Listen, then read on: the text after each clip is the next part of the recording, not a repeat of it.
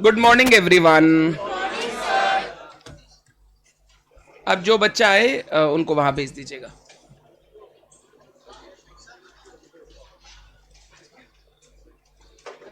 Online में जो बच्चे, एक बार बताओ वॉइस वीडियो क्लियर है कि नहीं? Good morning everyone. अब जो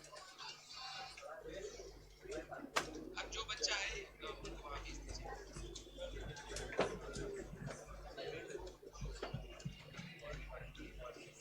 ऑनलाइन में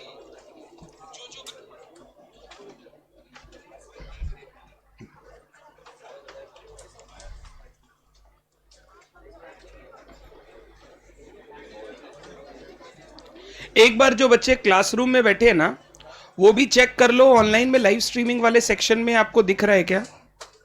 बिकॉज अगर आप घर पे करोगे ना तो आपको यही देखना होगा, जस्ट सी, अदरवाइज बाद में प्रॉब्लम होगा तो दिक्कत होगा आपको क्लास में। वहां पे एक नंबर दिया हुआ है मेल में, उस नंबर में कॉल कर ले, वो हेल्प कर देंगे। बैक जा, तेरा कोर्स एडेड है, सीरियल की एक्टिवेट कर लिया कोर्स? आईडी पासवर्ड नहीं, वहां पे एक सीरियल की है, उसको एक्टिवेट करना पड़ेगा। मैंने कुछ वीडियोस भेजे थे कैसे क्लासेस एक्टिवेट करते हैं, वो एक बार वीडियो देख के एक्टिवेट करेगा, दिखने लग जाएगा। बढ़िया, चलिए। तेरा क्लास एक्टिवेट नहीं किया हुआ इसीलिए तेरे को लाइव नहीं दिखा रहा है, करेगा दिख जाएगा। डन। बात बाकी एक बार जो भी बच्चे हैं ना वो चेक कर लेना, इससे क्या होगा, कभी एब्सेंट होंगे तो आप घर पे कर पाएंगे क्लास।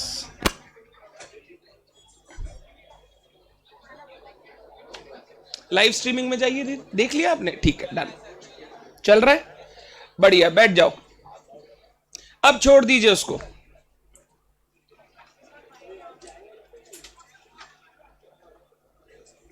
हम लोग लास्ट क्लास जर्नल पढ़ रहे थे और जर्नल में मैंने डिस्कशन करने के बाद एक दो क्वेश्चन आपके साथ डिस्कस भी किए थे।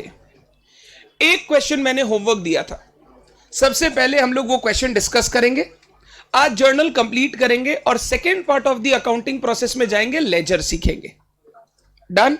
एक बार रिवाइज करा रहा हूं, सारे बच्चे सुनना। जर्नल में हमने बोला कि अकाउंटिंग में हमारा सबसे पहला काम होता है, बिजनेस में कोई भी ट्रांजैक्शन होगा उसको रिकॉर्ड करना। हम लोग जब भी ट्रांजैक्शन को रिकॉर्ड करेंगे, सबसे पहली बार बुक्स ऑफ अकाउंट्स में उसको रिकॉर्ड किया जाएगा इन अ बुक कॉल्ड जर्नल। तो जर्नल वो जगह है जहां पे हम लोग ट्रांजैक्शन पहली बार रिकॉर्ड करते हैं आफ्टर देयर ऑकरेंस। इसीलिए हम लोग जर्नल को बुक्स ऑफ ओरिजिनल एंट्री भी बोलते हैं। क्या बोलते हैं? बुक्स ऑफ ओरिजिनल एंट्री या primary books of accounts. Books of original entry या primary books of accounts. Journal में जब हम ट्रांजैक्शन को रिकॉर्ड करेंगे तो उस ट्रांजैक्शन को हम लोग डबल एंट्री सिस्टम फॉलो करके, double entry system, debit and credit follow करके एक एंट्री के रूप में प्रेजेंट करेंगे, जिसको हम लोग बोलते हैं जर्नलाइजिंग अ ट्रांजैक्शन। जब हम लोग ये जर्नल एंट्री प्रेजेंट करेंगे, इसका एक प्रॉपर फॉर्मेट होगा। सबसे पहला कॉलम आएगा डेट, फिर पर्टिकुलर्स, फिर ledger folio, debit and credit. Debit credit column और अमाउंट कॉलम। एंट्री लिखने के बाद जो उनका अमाउंट आप लिखोगे वो डेबिट क्रेडिट कॉलम में लिखोगे, डिपेंडिंग ऑन कौन सा अकाउंट डेबिट हुआ, कौन सा अकाउंट क्रेडिट हुआ। डेट कॉलम में आप हमेशा लिखोगे date of transaction. Particulars column में लिखोगे entry, and the entry will be supported by a brief explanation called narration. Narration is very important क्योंकि ये आपको एंट्री को समझने में हेल्प करता है, एक्चुअली उस एंट्री में हुआ क्या है। उसके बाद हम लोग अमाउंट कॉलम में अमाउंट लिखेंगे। लेजर फोलियो कॉलम क्यों दिया जाता है? ताकि आप जर्नल और लेजर में क्रॉस रेफरेंसिंग कर सको। जो जर्नल में एंट्री किया वो लेजर में एक्चुअली किस अकाउंट पे पोस्ट किया गया है, वो क्रॉस रेफरेंसिंग करने के लिए हम लोग ledger folio column in journal and journal folio column in ledger बनाते हैं, ताकि दोनों को क्रॉस रेफरेंस किया जा सके। ये हमने पढ़ा था सबसे पहले जर्नल के बारे में। एक और बात पढ़ी थी, दो टाइप ऑफ जर्नल एंट्री होती है, एक होती है सिंपल जर्नल एंट्री, एक होती है कंपाउंड जर्नल एंट्री। जब आप ट्रांजैक्शन में एक डेबिट और एक क्रेडिट रिकॉर्ड करते हो उसको बोलते हैं सिंपल जर्नल एंट्री, ट्रांजैक्शन को नॉर्मली रिकॉर्ड करना। कंपाउंड जर्नल एंट्री क्या होता है? जब दो या तीन ट्रांजैक्शन जो इंटर रिलेटेड है, सेम टाइम पे हो रहे हैं, उनको अगर आप एक एंट्री में कंबाइन करके रिकॉर्ड करो तो उसको हम लोग बोलते हैं कंबाइंड या कंपाउंड जर्नल एंट्री। कंबाइंड या कंपाउंड जर्नल एंट्री में you will see either more than one debits और more than one credit, but total of debit and credit will always be equal. Done है बात? इतना कुछ आपको journal में पढ़ाया था। मेन आपके लिए पूरे के पूरे डिस्कशन में एक था, फॉर्मेट आपको समझ में आना चाहिए, how do we do journal entries, क्योंकि ये प्रेजेंटेशन है और ये प्रेजेंटेशन सीखना पड़ेगा जब भी आपको जर्नल बनाने बोलेगा। एंड नंबर 2, वो छोटे छोटे पॉइंट्स याद करने हैं जो ऑब्जेक्टिव में पूछे जा सकते हैं, जैसे जर्नल को हम लोग बुक्स ऑफ ओरिजिनल एंट्री भी बोलते हैं, प्राइमरी बुक्स भी बोलते हैं। ये सब छोटे छोटे पॉइंट आने चाहिए, याद होने चाहिए, क्योंकि ये ऑब्जेक्टिव क्वेश्चन में आपसे पूछे जा सकते हैं। सीएमए वाले बच्चों के लिए तो ये पॉइंट्स बहुत ज्यादा इंपॉर्टेंट है, क्योंकि उनके एमसीक्यूज है। सीए वाले बच्चों के लिए कभी कभी ट्रू फॉल्स में इंस्टीट्यूट ये सब पूछ लेता है। This will be very easy, इसमें कभी गलती नहीं होगा आपसे। डन। आइए क्वेश्चन 14 पढ़ते हैं और उसको सॉल्व करते हैं। Generalized the following transaction in the books of mister Roy. Mister Roy के बुक्स में जर्नलाइज करना है, यानी ये बिजनेस किसका है? रॉय का। जब आप अकाउंटिंग करोगे, जर्नल करोगे, हमेशा अपने आप को बिजनेस की जगह पर खड़ा कर लेना। आप अपने आप को रॉय का बिजनेस समझो। क्या समझो? रॉय का बिजनेस समझो। सबसे पहले 1 अप्रैल को ट्रांजैक्शन हुआ। He started business with capital of plant 10,000, bank 8,000, stock 12,000। उसने बिजनेस चालू किया और बिजनेस में 3 एसेट इंट्रोड्यूस किए। एक plant is the other name of machinery, समझो आप। एक मशीनरी, एक स्टॉक और तीसरा बैंक। बिजनेस के पास ये 3 एसेट आए। जब भी एसेट आएगा, एसेट को क्या करेंगे? डेबिट। बट ये ओनर दे रहा है तो कैपिटल आएगा, कैपिटल को क्या करेंगे? क्रेडिट। जर्नल एंट्री बोल रहा हूं, टिक कर लेना। Plant account debit 10,000, bank account debit 8,000, stock account debit 12,000, to capital account 30,000।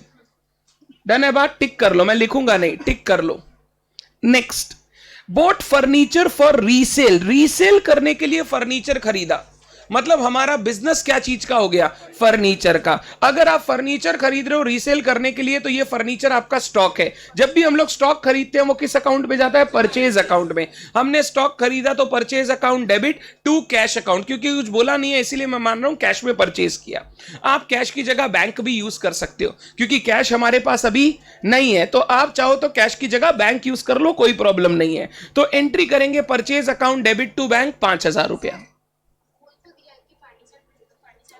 नहीं, अभी फर्नीचर क्या चीज के लिए खरीदा दीदी? फर्नीचर क्या यूज करने के लिए खरीदा कि बेचने के लिए खरीदा? बेचने के लिए। जब भी कोई चीज आप बेचने के लिए खरीदते हो वो आपका स्टॉक होता है, स्टॉक। और जब भी स्टॉक खरीदते हो वो हमेशा किस अकाउंट में जाएगा? परचेजेस में।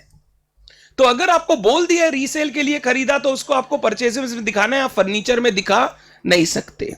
Next, bought furniture for office decoration. Furniture खरीदा ऑफिस डेकोरेशन के लिए।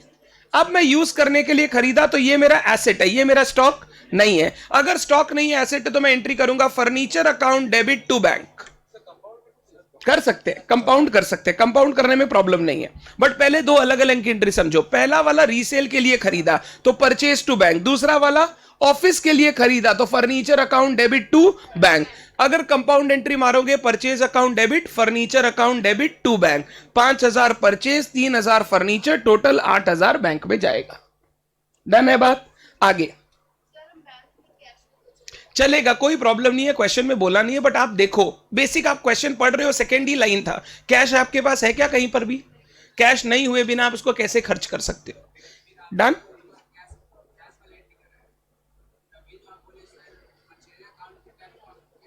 मैंने परचेज टू बैंक बोला, ठीक, डन, कोई बात नहीं। बट अगर परचेज टू कैश लिखते हो ना, ये गलत नहीं है। कैश और बैंक मेरे लिए दोनों सेम ही चीज है, चाहे कैश तेरे पास हो या तेरे बिहाफ में बैंक के पास पड़ा हो, उसमें कोई फर्क नहीं होता। Paid rent out of personal cash, ध्यान से, बिजनेस का रेंट पेमेंट किया पर्सनल कैश से, मतलब ओनर ने पर्सनल पॉकेट से बिजनेस का रेंट पेमेंट किया। पहले ये खर्चा बिजनेस का है।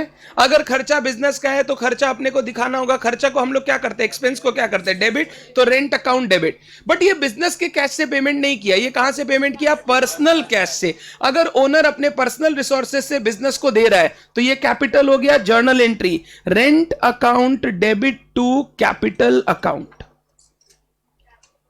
Rent account debit to capital account.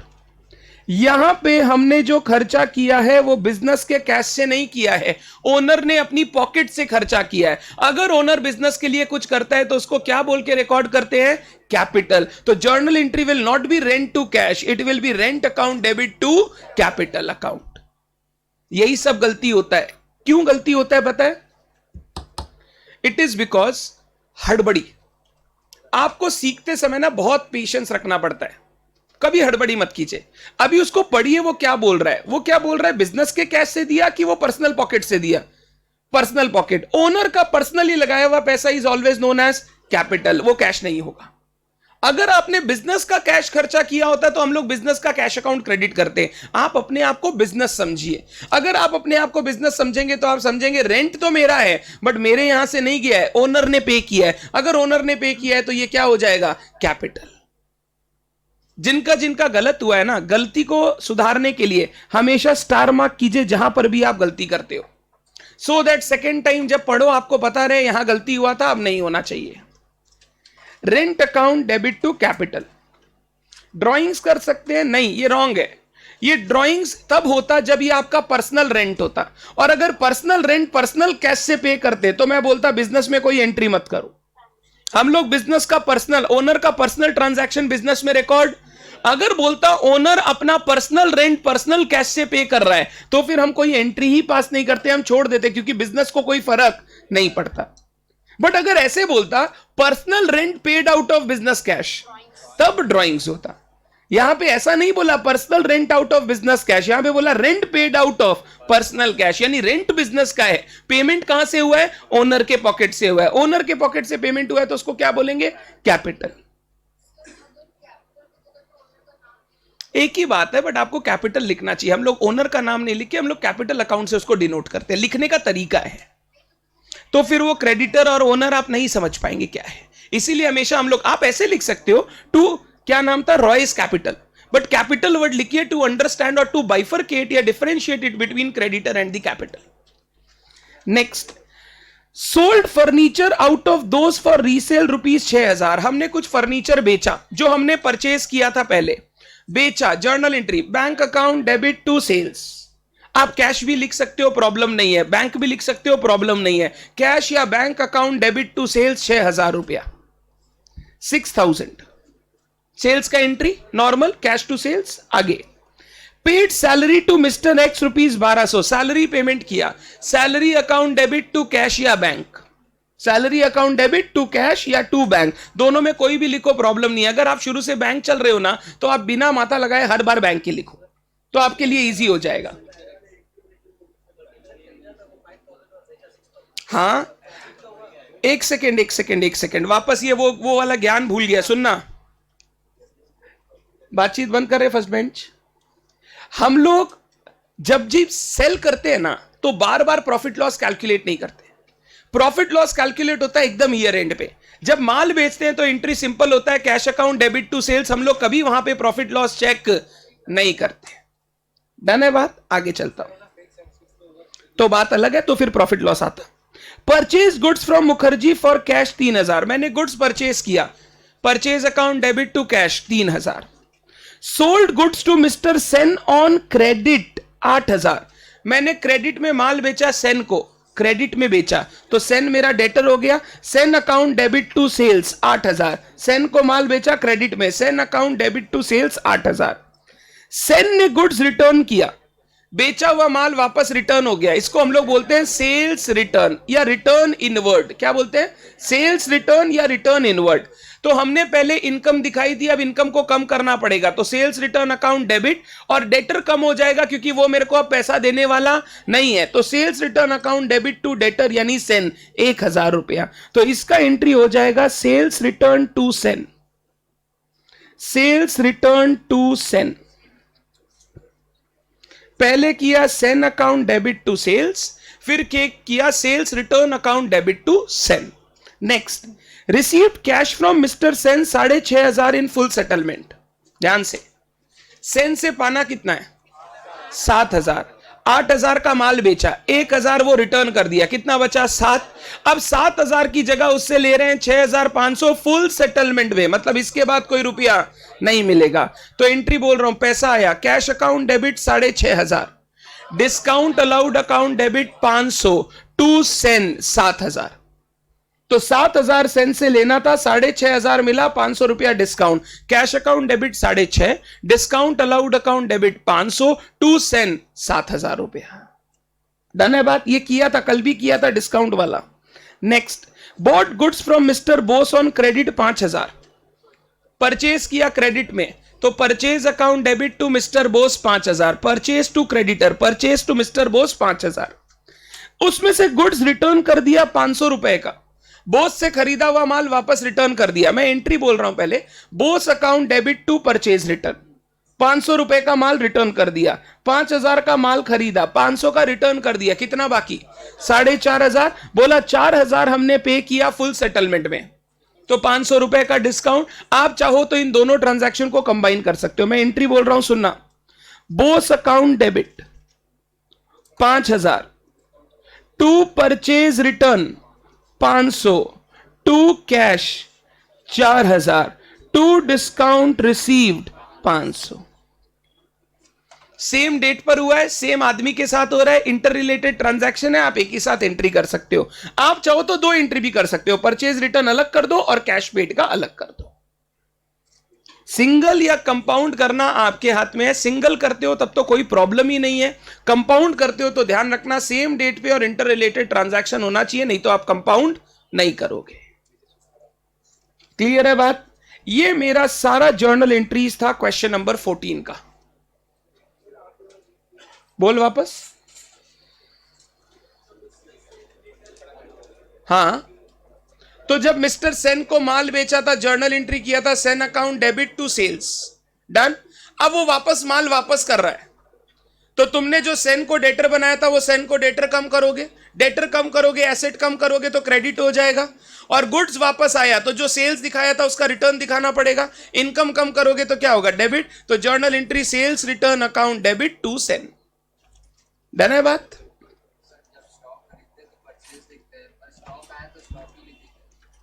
Stock आया तो मैंने स्टॉक कभी नहीं लिखा, मैंने परचेज ही।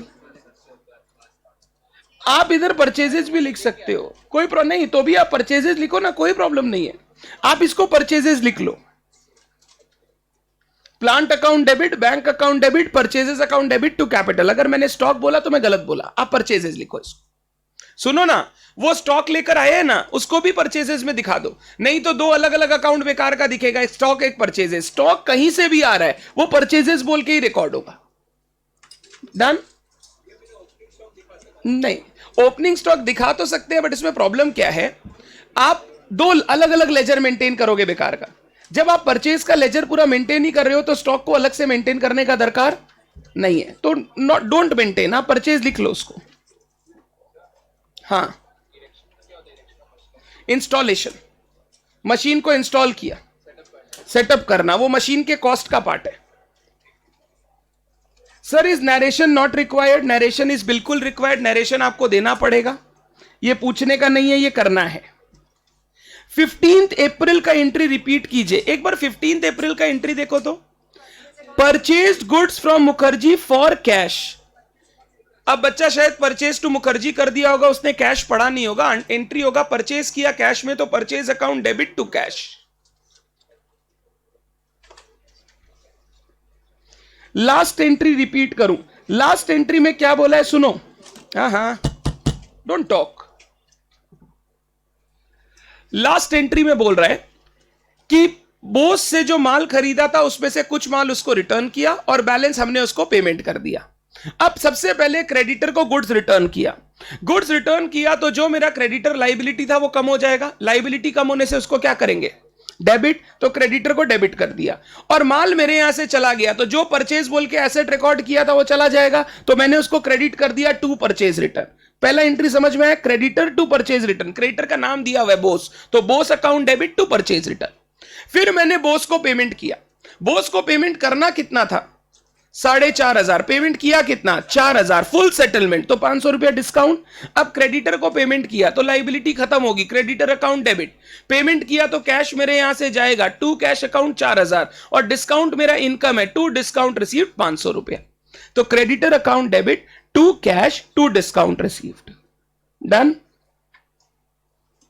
8 अप्रैल का एंट्री, फर्नीचर हमने सेल किया, जो हमने फर्नीचर खरीदा था रीसेल करने के लिए वो सेल किया, मतलब स्टॉक बेचा। जब स्टॉक बेचते हो तो जर्नल एंट्री होता है cash account debit to sales 6,000 और बेचने पर आप बार बार एंट्री से प्रॉफिट रिकॉर्ड नहीं करते हो। जब बेचते हो तो सीधा इनकम रिकॉर्ड करते हो, cash account debit to sales, profit year end पे कैलकुलेट करते हैं।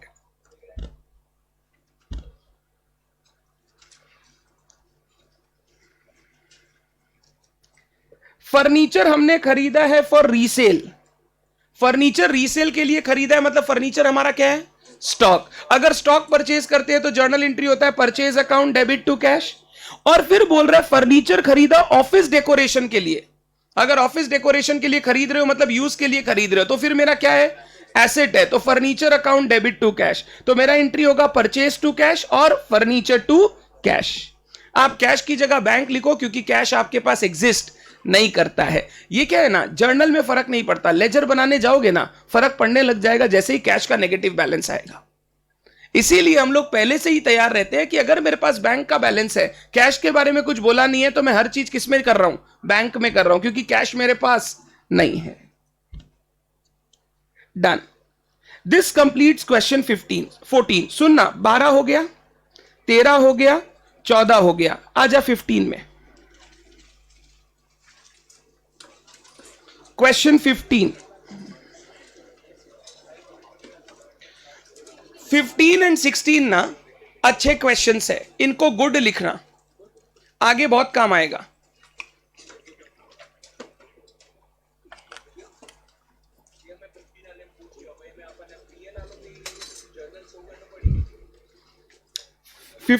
नहीं, क्वेश्चन नंबर 15 आइए।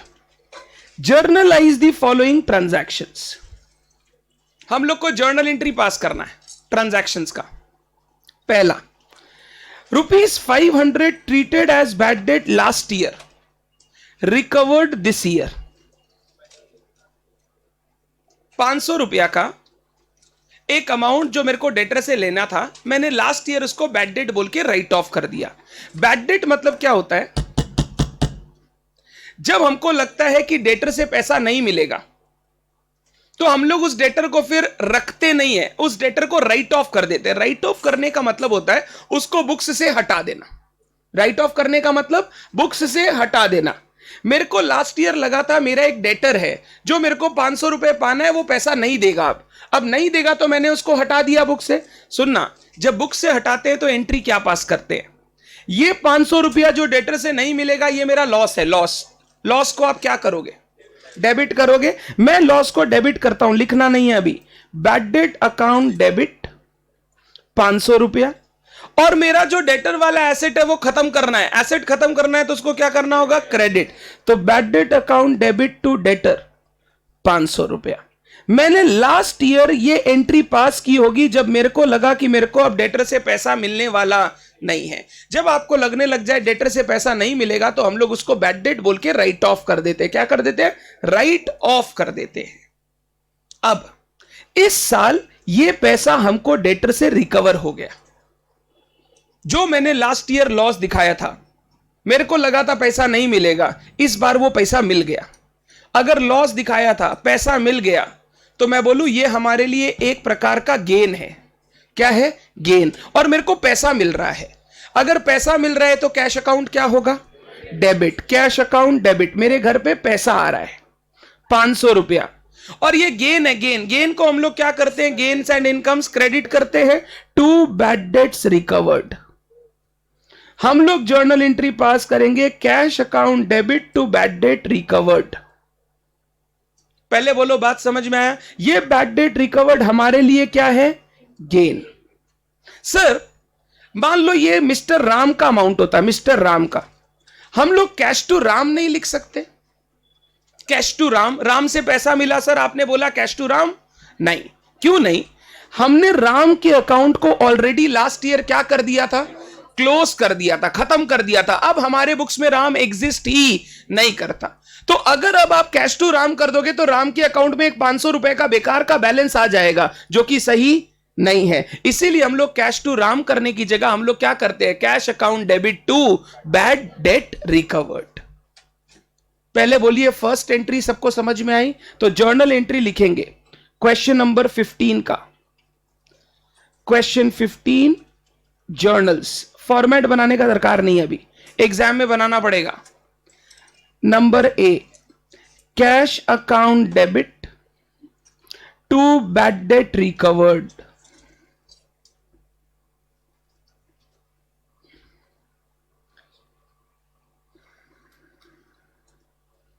आप नरेशन ऐसे लिख सकते हो, being bad debt of last year recovered in the current year, या debt written off as bad recovered. जो हमने डेट राइट ऑफ किया था वो अब क्या हो गया, रिकवर हो गया।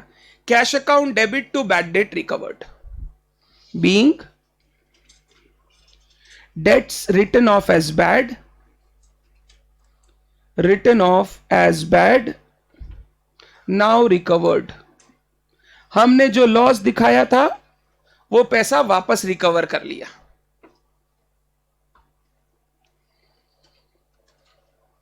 Any doubt? ये सब एंट्रीज ना अच्छी एंट्रीज है, ये सब आपको आगे बहुत काम आएगी। फाइनल अकाउंट्स वगैरह में भी, रेक्टिफिकेशन वगैरह चैप्टर में भी ये सब कॉन्सेप्ट आएंगे। तो पहले बैड डेट रिकवर्ड का कॉन्सेप्ट समझ में आया सारे बच्चे?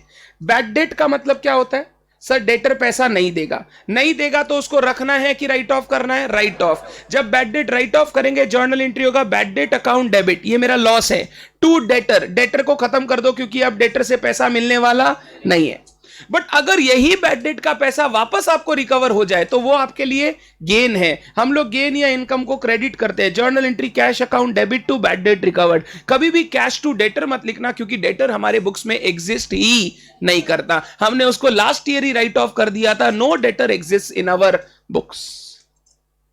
क्लियर है बात? नेक्स्ट पॉइंट नंबर 2 पढ़ेंगे। Stock worth ₹5,000 destroyed by fire. हमारे गोडाउन में आग लगा, 5,000 का स्टॉक जल गया। स्टॉक जल गया, सुनना, अगर स्टॉक जल गया तो ये मेरे लिए लॉस है और मेरा स्टॉक वाला एसेट कम हो जाएगा। लॉस है और स्टॉक वाला एसेट कम हो जाएगा। डुअल इफेक्ट समझ रहे हो?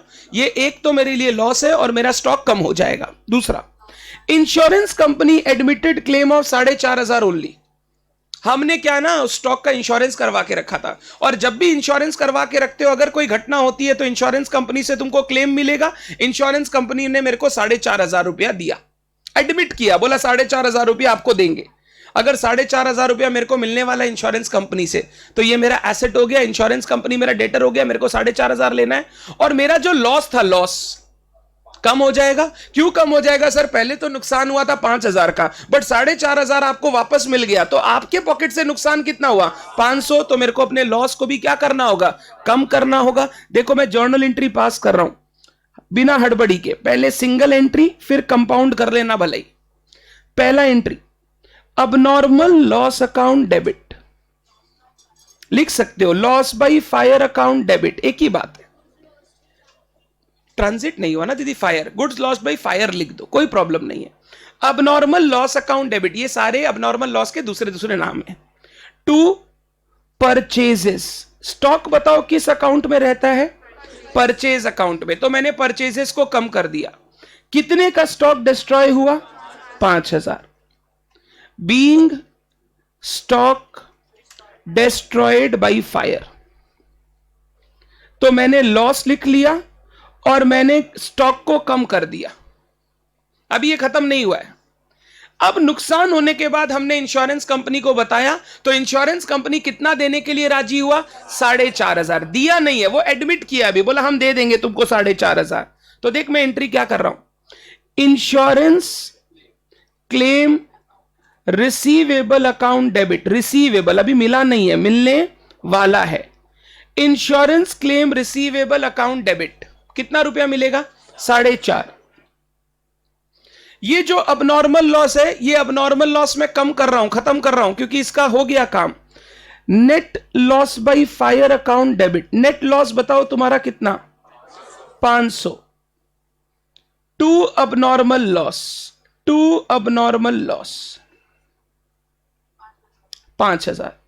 और ये लॉस ना आप ईयर एंड पे जब अपना प्रॉफिट एंड लॉस अकाउंट बनाओगे ना, ये प्रॉफिट एंड लॉस अकाउंट में ट्रांसफर हो जाएगा कि 500 रुपया का स्टॉक डिस्ट्रॉय हुआ जिसके कारण हम लोग को नुकसान हुआ, ये पीएल में चला जाएगा, आपका प्रॉफिट 500 रुपए से कम हो जाएगा। तो देखो मैंने दो जर्नल एंट्री क्या की, पहला जर्नल एंट्री मेरा स्टॉक का नुकसान हुआ, अब normal loss account debit to purchase. दूसरा जर्नल एंट्री मेरे को 4500 मिलेगा, अब 5000 का नुकसान हुआ, 4500 मिल जाएगा, तो मेरा नेट लॉस कितना होगा, 500 रुपया। मैंने जर्नल एंट्री पास की, insurance claim receivable account debit 4500, net loss by fire account debit जो पीएल में जाएगा 500 रुपया, टू अब नॉर्मल लॉस कितने का, 5000। तो 5000 का नुकसान हुआ, 4500 मिल जाएगा, 500 रुपया पीएल में जाएगा। इसको ऐसे भी कर सकते हो, insurance claim receivable account debit to abnormal loss 4500, अब 5000 का लॉस डेबिट हुआ, 4500 क्रेडिट हुआ, तो कितना बचा अभी 500, ये अबनॉर्मल लॉस सीधा पीएल में भेज देना। तो कोई ऑल्टरनेटिवली ये एंट्री भी कर सकता है, insurance claim receivable account debit to abnormal loss, 5000 का लॉस दिखाया, 4500 का लॉस खत्म हो गया, बैलेंस 500 रुपए का लॉस बोलो कहां जाएगा, 500 लॉस ईयर एंड पे पीएल में ट्रांसफर कर देना।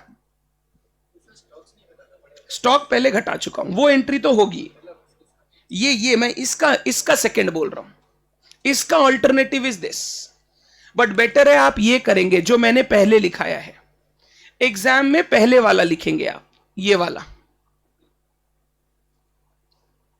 हाँ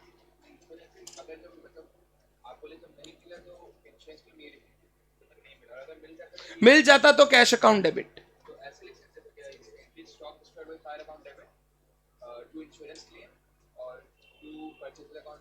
गलत गलत है। आपको पैसा मिलेगा तो आप डेबिट करोगे ना उसको, चाहे कैश में डेबिट करो चाहे इंश्योरेंस क्लेम में डेबिट करो। नहीं, that is not an income, that is reduction of loss. पर पहले आपको ये लिखना पड़ेगा ना, पैसा मिला वो तो आपको दिखाना पड़ेगा कहीं, आप वो दिखाए बिना अगर वो एंट्री करोगे वो गलत है।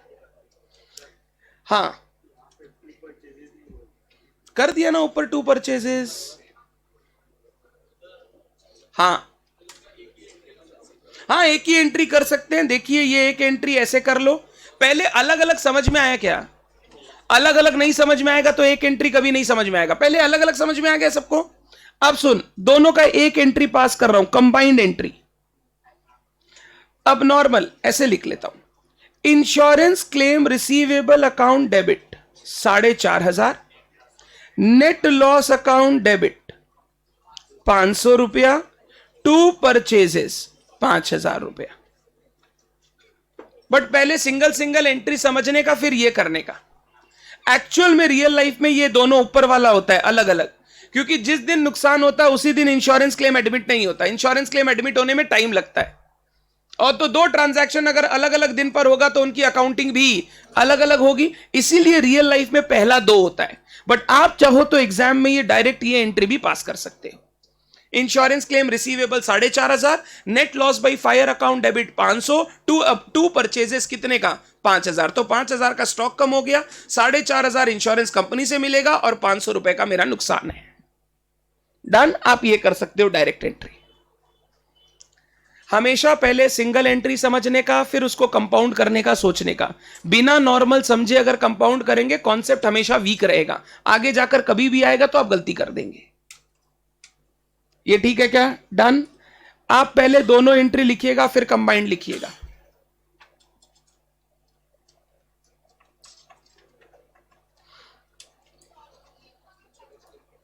मिल जाए तो इंश्योरेंस क्लेम रिसीवेबल की जगह कैश अकाउंट लिख देंगे, पैसा आ जाएगा तो cash account debit, net loss by fire account debit to abnormal loss, फिर लिखने का दरकार नहीं है।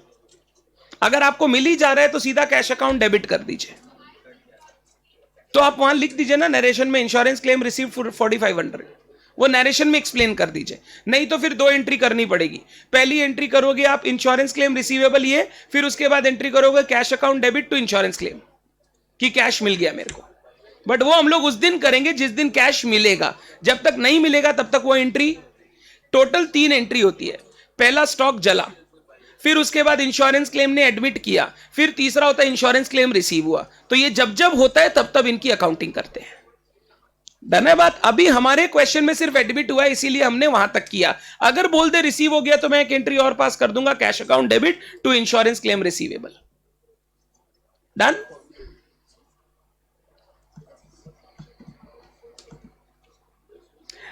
अभी देखो बच्चे का एक डाउट आया, सुनना। बच्चा बोला सर आप बोले थे अभी 2 मिनट पहले लॉस प्रॉफिट एकदम लास्ट में देखेंगे, तो अभी लॉस क्यों दिखा रहे हो? मैंने वो सेल के लिए बोला था।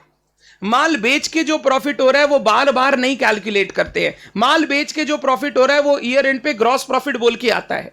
बट ये जो लॉस हो रहा है ये क्या बार बार होगा या एक बार होगा? इसका हिसाब करके कंप्लीट करो, सीधा ईयर एंड पे पीएल में दिखा देंगे। फर्नीचर बेच के प्रॉफिट लॉस हुआ, क्या रेगुलर होगा? नहीं सर, फिक्स्ड एसेट कभी कभी बेचते हैं, उसका हिसाब उसी समय कर लो।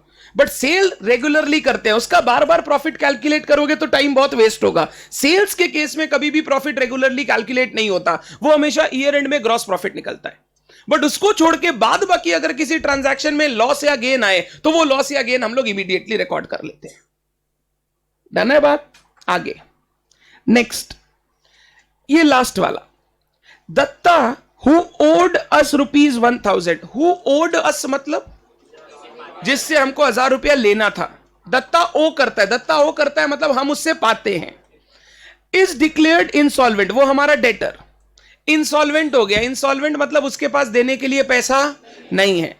And 60 paisa in a rupee is received as final dividend from his estate.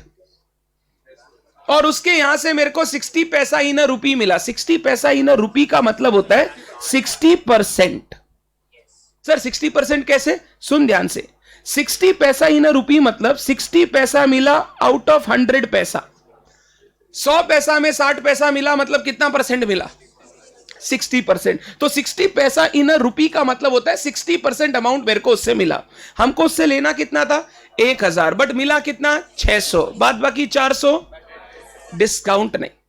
अभी हम अपने मन से उसको नहीं छूट दे रहे हैं, भाई वो दे ही नहीं पा रहा है, पैसा उसके पास नहीं है। जब कोई जानबूझकर ना दे या कोई पैसे देने की हालत में नहीं हो तो वो हमारे लिए लॉस होता है, वो डिस्काउंट नहीं होता है। इसको हम लोग बोलते हैं बैड डेट। क्या बोलते हैं? Bad debt. तो अब देख, 1000 रुपया दत्ता से लेना था, उसमें 600 रुपया वो दिया, 400 रुपए का लॉस हो गया।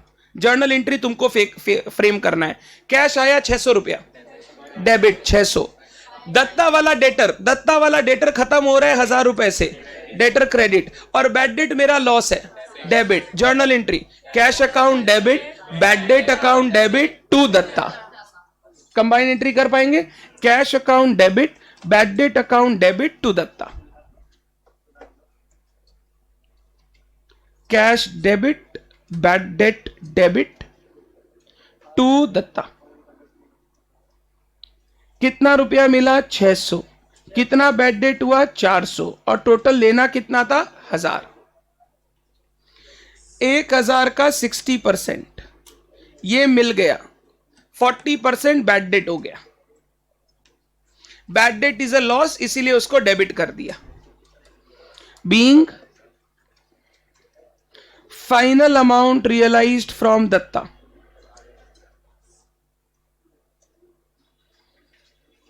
And balance written off. जो मिलना था सो मिल गया और बाद बाकी हमने क्या कर दिया? राइट ऑफ कर दिया, क्योंकि अब वो मिलना नहीं है।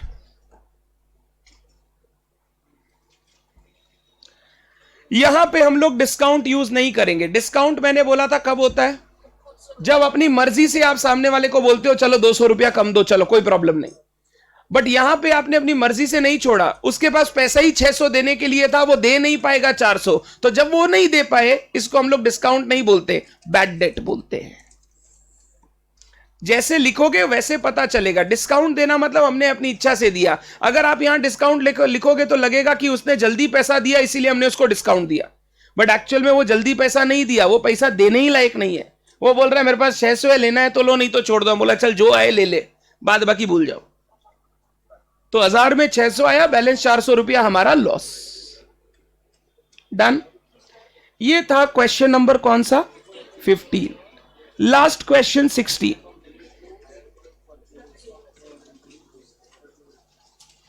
क्वेश्चन 16,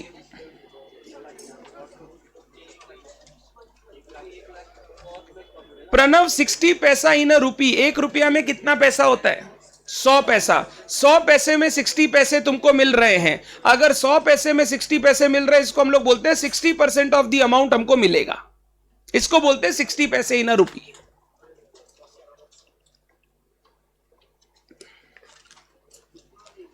आगे, pass journal entries for the following transaction in the books of Gamma brothers.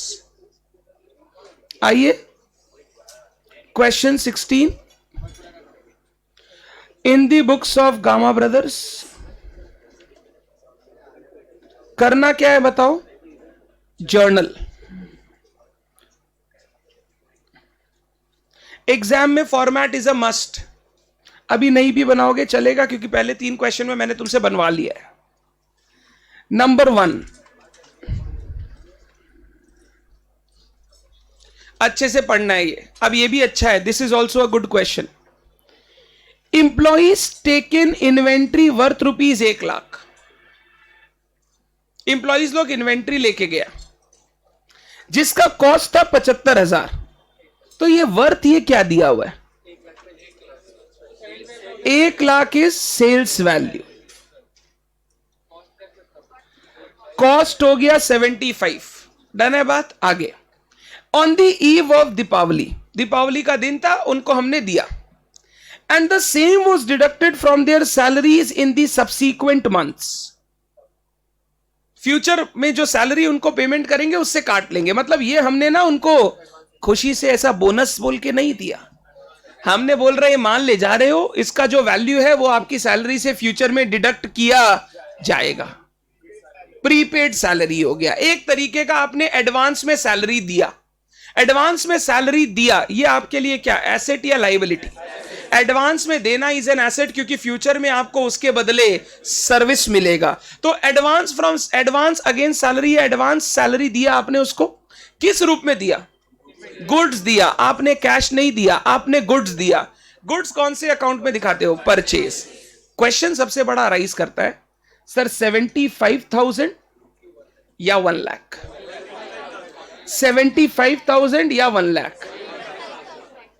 मैं तुमको सिंपली बोल रहा हूं, एक सेकेंड। इंप्लॉय तुम्हारे यहां काम करते हैं, तो क्या वो तुम्हारे लिए मेहनत करते हैं, हां या ना? तुम जब इंप्लॉय को माल दोगे प्रॉफिट जोड़ोगे? ये सिर्फ महेश्वरी लोग कर सकता है, मतलब नवनीत भैया कर सकता है, ऐसा नहीं करते हम लोग। समझो बात को। हम लोग अगर इंप्लॉय, मैं तुमको सिंपली बता रहा हूं कैसा तुमको मालिक बनना चाहिए। मालिक इज अ लीडर। लीडर हमेशा ऐसा होना चाहिए जिसके ऊपर जो उसके नीचे वाले आदमी है वो हमेशा डिपेंडेंट रहे कि हाँ अगर कोई हमसे काम नहीं होगा तो ये निकाल देगा। मतलब ये हम लोगों को बहुत हेल्प करेगा, हम लोग को कभी पीछे नहीं छोड़ेगा। अब अगर तुम इंप्लॉइज को बोलते हो कि ये गुड्स ले जाओ, तुम लोग को घर पे चाहिए, मान लो तुम्हारा काजू किशमिश का दुकान है, काजू किशमिश का दुकान। अब वो दिवाली का दिन था, वो लोग बोले सर घर में मेहमान वगैरह आएंगे, थोड़ा काजू किशमिश चाहिए, दीजिए ना। हम बोले देंगे, बट देखो फ्री में नहीं देंगे, अभी बहुत मंदी चल रहा है बिजनेस में, फ्री में नहीं देंगे। बट एक काम करते हैं, तुम लोग मेरा इंप्लॉय है, तुम लोग मेरे यहां काम करता है, कॉस्ट टू कॉस्ट तुम लोग ले जाओ। अगर तुम इंप्लॉय को बोलेगा 75,000 का माल 1 लाख में ले जाए, इंप्लॉय बोलेगा पास वाला दुकान से खरीद लेंगे, आपसे नहीं लेंगे। क्या फायदा सर आपसे लेके? आप हमारे मालिक है, आप अगर सस्ता में दे या बिना प्रॉफिट के दे तब तो हम माने, आप हमको प्रॉफिट जोड़ के माल देंगे तब तो हम दुकान में दूसरे से खरीद लेंगे, फिर मालिक का इज्जत क्यों करने का? मतलब एक तो आप मेरे सैलरी से काटेंगे, छोड़ेंगे नहीं, फ्री में कुछ नहीं दे रहे हैं, और ऊपर से प्रॉफिट और जोड़ रहे हैं। जनरली ये सब ट्रांजैक्शन कभी भी बिजनेस में होता है ना, हमेशा कॉस्ट पर होता है। किस पर होता है? कॉस्ट। जैसे फॉर एग्जांपल, ये तो छोड़ो, तुम मालिक बोल रहा है, मालिक का मान लो दुकान है काजू किशमिश का, वो अपने घर पे काजू किशमिश लेके जाएगा, मेहमान आए हुए हैं। अब मालिक अगर स्टॉक घर पे लेके जाएगा तो वो ड्राइंग्स रिकॉर्ड करेगा। मालिक ऐसा सोचेगा, अरे ये 10,000 रुपया का माल तो है कॉस्ट पे, बट बिक सकता था 15 पे, तो मेरा ड्राइंग्स 15 होगा कि 10 होगा? 10 होगा सर। आपके लिए वो स्टॉक क्या वैल्यू का था? 10,000 का था। बेचते किस दाम पर वो भूल जाओ, अगर बेचते तो प्रॉफिट होता, खुद ले जाएंगे तो प्रॉफिट थोड़ी लिखेंगे, खुद ले जाएंगे तो बोलेंगे हमने 10,000 का काजू किशमिश घर के लिए यूज कर लिया। कभी भी ये सब ट्रांजैक्शन होना, आप पर्सनल कंजम्पशन के लिए ले जाओ, आप इंप्लॉइज को दो, जनरली अनलेस अदरवाइज सेड, हम लोग हमेशा यही मानते हैं कि वो किस वैल्यू पर हुआ होगा, कॉस्ट पर हुआ होगा। सर मान लो ऐसा लिख दे ₹1,00,000 will be deducted from their salaries, तो अगर 1,00,000 डिडक्ट होगा मतलब बेनिफिट तो मेरे को 1,00,000 का मिलेगा, तो फिर मैं परचेज दिखाने की जगह क्या दिखाऊंगा, मैं बोलूंगा सेल्स ही किया है मैंने, बस वो आज पैसा नहीं दिया, पैसा वो धीरे धीरे सैलरी से कटा के देगा। बट यहां पे ऐसा कुछ लिखा नहीं है, तो यहां पे हम लोग यही अज्यूम करेंगे वो जो माल मैंने उसको दिया उसके अगेंस्ट हम लोग उनसे सैलरी कितना डिडक्ट करेंगे, 75,000। हम लोग इंप्लॉई को माल देकर उनसे पैसा, उनसे प्रॉफिट नहीं कमाएंगे। नॉर्मल में यही होता है। अगर आपका भी बिजनेस होगा, आपका पापा का कोई दुकान वगैरह होगा, वहां पे कोई आदमी काम करता होगा, तो पापा से पूछना पापा आप कैसे हिसाब करते हो। नवनीत मतलब महेश्वरी लोग का अलग बात है, महेश्वरी लोग, मारवाड़ी, बहुत सारे मारवाड़ी होते हैं, हर मारवाड़ी कंजूस होता है, बट उनका बाप होता है एक, बोलते हैं महेश्वरी। जैसे हमारा नवनीत भैया, नवनीत भैया महेश्वरी है। अब बात कर रहे हैं, रुकना यार, इतना इतना इतना सीरियस कि तुम भी महेश्वरी है क्या है? टेक इट लाइटली ब्रो, हम तो नवनीत को बोल रहे हैं, और नवनीत को तुम बोलेगा ना महेश्वरी कैसा होता है भैया, वो गाली दे देगा, मत बोलना उसको, वो ऐसा गाली देगा तुमको लगेगा भैया महेश्वरी हुए कैसे,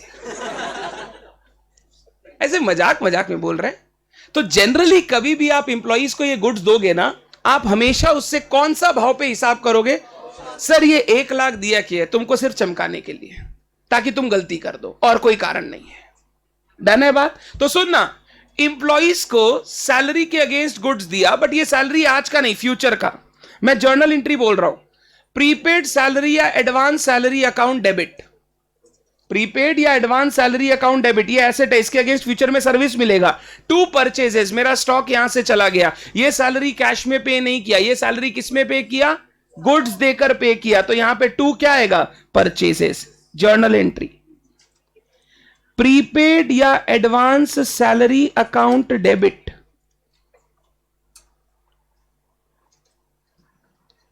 टू परचेजेस। स्टॉक दिया ना आपने, अगर आपके यहां से स्टॉक जाएगा, आपने स्टॉक किस अकाउंट में रिकॉर्ड किया था, परचेज। अगर आपका स्टॉक चला जाएगा तो जो परचेज में डेबिट किया था उसको कम करना पड़ेगा, मैंने उसको क्रेडिट कर दिया। डन है? कभी भी स्टॉक सेल को छोड़ के कोई और कारण से जाएगा तो आप हमेशा उसको परचेजेस में क्रेडिट करेंगे। जैसे फॉर एग्जांपल, मालिक बोला हमको कुछ गुड्स घर में यूज करने के लिए चाहिए, तो मालिक अगर गुड्स घर लेके जा रहा है, दिस इज नॉट सेल, तो आप बोलोगे सर स्टॉक इतना था, उससे इतना मालिक लेके चले गए तो स्टॉक कम हो गया, स्टॉक कम हो गया तो परचेज अकाउंट को क्या करेंगे, क्रेडिट करेंगे। Being goods given to employees,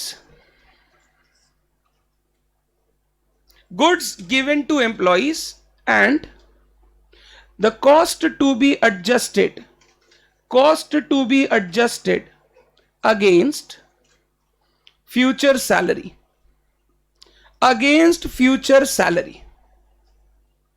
अभी मैं इसी को ना चेंज कर रहा हूं, तुम बताना आंसर क्या होगा। मैं उनको बोलता ले जाओ, यही तुम्हारा बोनस है। दिवाली के टाइम पे बोनस देते हैं ना, एम्प्लॉय को थोड़ा बहुत बोनस देते हैं। तो मान लो मेरे यहां 50 एम्प्लॉय काम करते हैं, मैं बोला कैश दूंगा, उससे अच्छा सबको क्या किया, सबको बोला ये काजू किशमिश लेके जाओ, सब अपने घर पे लेके जाओ, कैश का तुम यही तो खरीदोगे बाजार से खरीदने से अच्छा मेरे से लेके जाओ, हम थोड़ा ज्यादा देते हैं ताकि तुम्हारे घर पे काम आ जाए। अगर तुमने उनको बोला बोनस के रूप में दे रहे, बोनस के रूप में देना मतलब फ्यूचर सैलरी से डिडक्ट, तो इस बार मैं प्रीपेड सैलरी लिखने की जगह या तो सैलरी या बोनस, सैलरी बोनस दोनों एक ही चीज होता है, या तो सैलरी अकाउंट डेबिट या bonus account debit to purchases करता, वो मेरा एक्सपेंस होता, वो मेरा एसेट नहीं होता। समझ बात को, bonus is not an asset, bonus is an expense. उसने पास्ट में अच्छी सर्विस दी, आपने उसको बोनस दिया, but prepaid salary is an asset, क्योंकि इसके अगेंस्ट फ्यूचर में वो अभी आपके लिए काम करेगा। गुड्स लेके भाग गया तो वो टाइप ऑफ एबनॉर्मल लॉस है। जैसा अभी एबनॉर्मल लॉस का एंट्री किया, एबनॉर्मल लॉस है। धन्यवाद। चलो इसको मत बनाना एम्प्लॉय। नेक्स्ट। हाँ भाई, आवाज नहीं, बोल भाई। कॉस्ट प्राइस, हाँ मेंशन नहीं किया तो फिर अपने पास कोई ऑप्शन नहीं है, 1 लाख में ही लिखना होगा। फिर मैं परचेज की जगह सेल्स बेटर समझूंगा। परचेज लिखने से क्या होगा, स्टॉक 1 लाख से कम हो जाएगा, जबकि स्टॉक 1 लाख का नहीं है। डन। हाँ, अगर मान ले ना कॉस्ट बोला ना सेलिंग प्राइस बोला, सिंपल बोला गुड्स वर्थ ₹10,000 लेके गया, मैं इसको कॉस्ट मान के ही काम करूंगा। तो मैं सीधा ही employee salary account debit to purchases करूंगा। मैं कॉस्ट ही मानता हूं, अनलेस अलग से सेलिंग प्राइस आपको कभी बोले तो उसको देखेंगे क्या करना है। Next, wages paid for erection of machinery ₹18,000। मैंने एक मशीनरी खरीदा, मशीनरी को इंस्टॉल कराने के लिए वेजेस पे किया। सुनना, मशीनरी को इंस्टॉल करने के लिए वेजेस पे किया तो ये मशीनरी का कॉस्ट है, मशीनरी का खर्चा है। अगर मशीनरी का खर्चा है तो journal entry machinery account debit to cash. Number 2, machinery account debit to cash. Wages account मत लिखना, this wages is for machinery. Machinery account debit to cash. ये सब चीज आप सीखोगे। एक चैप्टर आएगा हमारा, 2nd 3rd चैप्टर रहेगा, कैपिटल एंड रेवेन्यू ट्रांजैक्शन, जहां पे आप समझोगे different type of expenditure, revenue expenditure, capital expenditure. ये एक टाइप का कैपिटल एक्सपेंडिचर है, एसेट के लिए किया हुआ खर्चा है। एसेट के लिए किया हुआ खर्चा हम लोग एसेट की अकाउंट में डेबिट कर देते हैं, सीखेंगे हम लोग। Being wages paid for erection of machinery.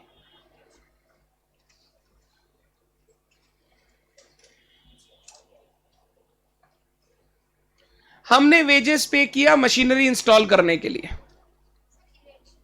Installation. Next, income tax liability. हां,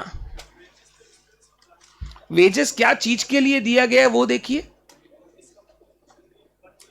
मशीनरी का वैल्यू बढ़ गया। आप मशीनरी जब लाओगे तो क्या मशीनरी खरीदने से ही वो यूज कर लोगे कि ला के पहले मशीनरी को लगाना पड़ेगा? तो जब तक मशीनरी आपके पास रेडी टू यूज नहीं हो जाती, जितना मशीनरी का खर्चा होता है हम लोग मशीनरी में इंक्लूड करते हैं। अगर मशीनरी को ट्रांसपोर्टेशन के लिए कोई खर्चा लगा, मशीनरी का इंस्टॉलेशन के लिए कोई खर्चा लगा, वो सब मशीनरी के कॉस्ट में ऐड होता है, क्योंकि उसका बेनिफिट मशीनरी जब तक आपके पास चलेगा आपको मिलते रहेगा। धन्यवाद। Income tax liability of proprietor 1,17,000 paid out of पेटी कैश। ये पेटी कैश काट रहा हूं, ये ना गलत कॉन्सेप्ट है। Paid out of business cash लिखो। हाँ, ऐसे भी पेटी कैश से भी करता तो ड्राइंग्स ही होता। बिजनेस कैश से हमने ओनर का पर्सनल लाइबिलिटी पेमेंट किया। ओनर का पर्सनल लाइबिलिटी, अगर ओनर का पर्सनल लाइबिलिटी बिजनेस से पे हो रहा है तो ये ड्राइंग्स है, और बिजनेस से कैश जा रहा है, journal entry drawings account debit to cash. Drawings account debit to cash 1,17,000। Being income tax liability of proprietor paid. Income tax liability of proprietor paid.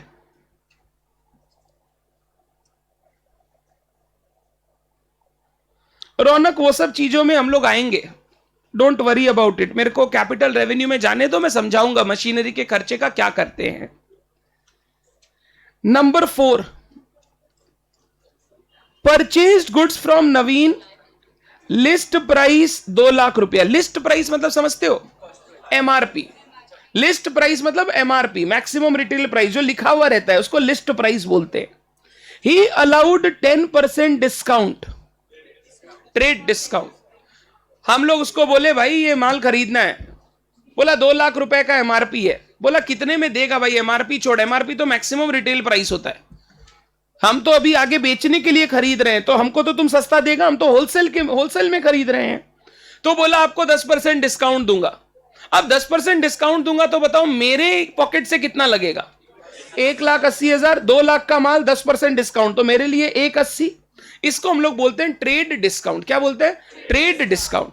Trade discount का ना कोई अलग से एंट्री नहीं होता, हम लोग सीधा अपना परचेज का कॉस्ट से माइनस करके रिकॉर्ड कर लेंगे, हमको इसको अलग से डिस्काउंट दिखाने का दरकार 2 लाख पे माल दिखा के 20,000 डिस्काउंट इनकम दिखाने से अच्छा आप सीधा ही 1,80,000 का एक्सपेंस दिखा दो परचेज का।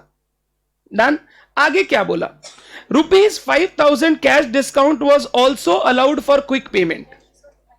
हमने पहले माल खरीद लिया, अब उसके बाद पेमेंट जब करने गए हमने जल्दी पेमेंट कर दिया। अगर जल्दी पेमेंट कर दिया तो उसने हमको 5,000 और डिस्काउंट दिया, ये डिस्काउंट रिसीव्ड होता है, इसको हम लोग कैश डिस्काउंट बोलते हैं। कैश डिस्काउंट और ट्रेड डिस्काउंट में फर्क समझ। ट्रेड डिस्काउंट दिया जाता है जब आप माल परचेज सेल करते हो, एकदम इनिशियल स्टेज पे। कैश डिस्काउंट मिलता है जब आप पैसा का सेटलमेंट करने जाते हो। अगर आपको उसने 20 दिन का क्रेडिट पीरियड दिया, आप 10 दिन में जाके पेमेंट कर रहे हो, तो वो आपको 10 दिन का जो बचे हुए 10 दिन है उसके लिए कुछ डिस्काउंट देगा, इसको हम लोग बोलते हैं कैश डिस्काउंट। तो डिस्काउंट परचेज सेल करते समय मिले तो वो होता है ट्रेड डिस्काउंट, डिस्काउंट सेटलमेंट करते समय मिले तो वो क्या होता है? ये कैश डिस्काउंट हम लोग रिकॉर्ड करते हैं, क्योंकि जब परचेज किया होगा तो हमने नवीन को क्रेडिटर बनाया होगा कितने से? 180। अब 180 में 5,000 डिस्काउंट तो 175 पेमेंट करना पड़ा। अगर ये पूरा रिकॉर्ड नहीं करोगे तो नवीन का हिसाब नहीं मिलेगा। तो कैश डिस्काउंट हम लोग हमेशा बुक्स में रिकॉर्ड करते हैं, ट्रेड डिस्काउंट हम लोग बुक्स में रिकॉर्ड नहीं। अब देख, मैं जर्नल एंट्री कर रहा हूं, 2 अलग अलग एंट्री करूंगा। पहले परचेज की entry, purchase account debit to Naveen. मैंने नवीन से गुड्स खरीदा, अलग अलग करेंगे आप। 2 lakh minus 10%, 180 being goods purchased from Naveen. मैंने गुड्स खरीदा,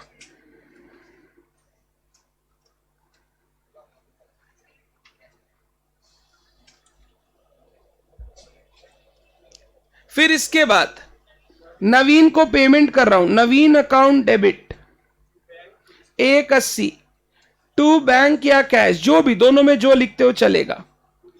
175 to discount received 5,000 being payment made to Naveen, payment made to Naveen and discount received. नहीं करना है, अलग अलग करना है। डायरेक्ट करना गलत है, 2 अलग अलग दिन पे ट्रांजैक्शन होंगे, एक दिन पे नहीं होगा वो। अगर एक दिन पे सारा होता तो पूरा का पूरा ट्रेड डिस्काउंट होता। हां, क्यों नहीं रिकॉर्ड करते? क्योंकि हमने ऑलरेडी खर्चे को कम कर दिया। जब खर्चे को कम कर दिया तो वापस इनकम दिखाने का दरकार। हम लोग बोलेंगे, सिंपल, मैं तेरे से बात पूछ रहा हूं। मान ले ये मोबाइल फोन तू खरीदने गया, ठीक है? मोबाइल फोन का दाम मान ले 20,000 रुपया। तेरा दुकानदार दोस्त है, वो बोला हम तेरे को 19,000 में देंगे। तुम घर आके पापा को क्या बताएगा? कितना में मोबाइल खरीदा? क्यों 19 क्यों बताएगा? ऐसे बोल, पापा 20 का मोबाइल, 1 का डिस्काउंट रिसीव्ड। हम लोग बोलते हैं 19 में ही खरीदा पापा। तो जब तेरे पॉकेट से 19 ही लग रहा है तो तेरे को अलग से डिस्काउंट दिखाने का दरकार। तुम बोल मेरा कॉस्ट ही 19,000 है। तो इसीलिए हमने परचेज का कॉस्ट ही कम कर दिया, अलग से डिस्काउंट इनकम दिखाने का दरकार नहीं है। डन है बात? बच्चा बोल रहा है, आप लोग आंसर करो। तो अगर गुड चैरिटी में देते तो कॉस्ट प्राइस पे रिकॉर्ड करते कि सेलिंग प्राइस? हमेशा कॉस्ट प्राइस, हमेशा। Charity account debit to purchases हमेशा कॉस्ट प्राइस। वो सबको हम लोग सेल्स नहीं मानते क्योंकि उससे हमको कोई प्रॉफिट कमाई नहीं होगा। नहीं करना है, 2 अलग अलग, दोनों अलग अलग टाइम पे हो रहा है। परचेज अलग किया, वो बोलने का मतलब वही है। नीचे देख सेकंड लाइन में क्या लिखा? क्विक पेमेंट के लिए। तो जब पेमेंट आपने जल्दी कर दिया, मतलब आपको पेमेंट करना था 20-25 दिन बाद, आपने 10 दिन में कर दिया, मतलब 2 अलग अलग दिन पे हो रहा है। उसी समय वो पेमेंट नहीं कर रहा है। अगर उसी समय वो पेमेंट करता तो मैं नवीन लिखता ही नहीं, मैं सीधा परचेज टू कैश 175। फिर मैं डिस्काउंट रिसीव नहीं लिखता क्योंकि वो ट्रेड डिस्काउंट है जो परचेज के समय मिल जाता है। तो मैं सीधा परचेज टू कैश 175 लिखता। बट यहां पे मेरे को बोला परचेज किया, फिर पेमेंट किया तो 5,000 का मेरे को डिस्काउंट मिला फॉर क्विक पेमेंट, मतलब मैंने डेट से जल्दी जाके पेमेंट कर दिया। तो दो अलग अलग एंट्री करेंगे आप। डन है भाई, पक्का? सुन, एक चीज जो बोला रिपीट कर रहा हूं। अगर गुड्स सेल करोगे, सेल बेचोगे, तो सेल्स इनकम लिखना है। सेल्स को छोड़ के बाद बाकी कोई कारण से अगर गुड्स जा रहा है, चैरिटी के लिए, फ्री सैंपल के लिए, मालिक लेके जा रहा है, या कोई भी कारण से सेल्स को छोड़ के, तो हमेशा परचेज क्रेडिट करोगे। ये बोलोगे स्टॉक कम हो गया, ये नहीं बोलोगे माल बिक गया, क्योंकि ये माल बिका। तो चाहे गुड्स का नुकसान हो, चाहे गुड्स मालिक ले जाए, चाहे गुड्स चैरिटी में दे दो, चाहे गुड्स फ्री सैंपल के लिए दे दो, हमेशा हम लोग परचेजेस को क्रेडिट करेंगे, कभी भी सेल्स को क्रेडिट नहीं करेंगे। वो रॉन्ग व्यू है। लोगों को लगेगा आपने माल बेचा, जबकि आपने माल बेचा ही नहीं। इसीलिए हम लोग सेल्स नहीं लिखेंगे, हमेशा परचेज को कम करेंगे। अगर आप फाइनल अकाउंट्स बचपन में बनाए हो, एक बार ट्रेडिंग अकाउंट याद करो। अगर गुड्स गिवन एज चैरिटी होता था, फ्री सैंपल होता था, आप उसको पता है कैसे दिखाते थे? परचेज से लेस करके। क्यों सेल्स में ऐड करके क्यों नहीं दिखाया? क्योंकि सर वो माल बेचा नहीं है। माल बेचोगे तो सेल्स क्रेडिट होगा, इनकम। अगर उसको छोड़ के किसी और को ऐसे ही माल दिया है तो वो हमेशा परचेज क्रेडिट होगा, कभी भी सेल्स क्रेडिट नहीं होगा। आप अकाउंटिंग जो भी करोगे उसके हिसाब से आप इंफॉर्मेशन दोगे लोगों को। जब इंफॉर्मेशन दोगे तो लोगों को समझ में आना चाहिए एक्चुअल में आपके यहां हुआ क्या है। ये कोई भी माल बिका नहीं है, ये सब माल हमने दूसरे कारणों से यूज किया है बेचने को छोड़ के।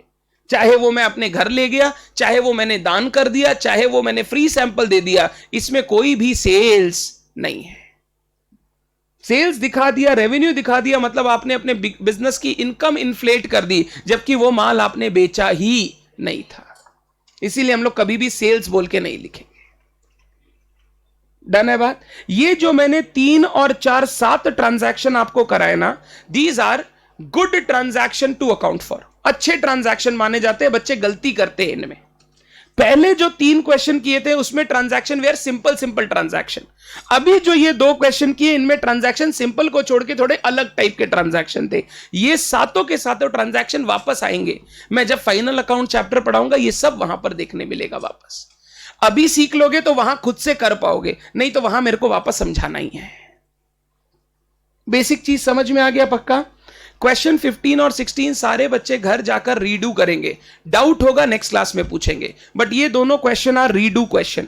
रीडू मतलब लिखने का दरकार नहीं है, प्रॉपरली बुक को पढ़ के सोच कर फिर कॉपी से देखना। डन? ये दोनों क्वेश्चन आपको रीडू करने हैं वापस।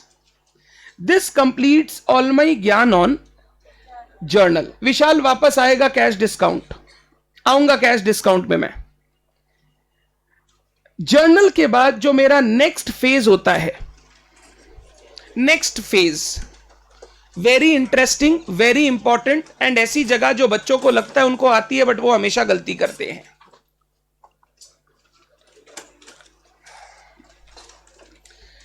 जर्नल के बाद लेजर। अभी प्रॉब्लम क्या है सुनो, हम लोग ना अभी अकाउंट्स का फर्स्ट पार्ट डिस्कस कर रहे हैं।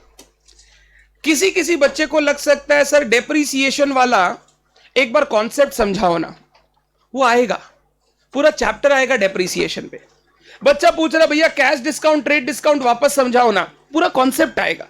अभी हम लोग कंप्लीट नहीं किए, अभी जस्ट पूछ लिया तो एक बार लिख दिया, बट इसका कॉन्सेप्ट हम लोग अलग से डिस्कस करेंगे। पूरा आधी घंटे लेके बताऊंगा क्या कैश डिस्काउंट होता है, क्या ट्रेड डिस्काउंट होता है, उसकी अकाउंटिंग कैसे करते हैं।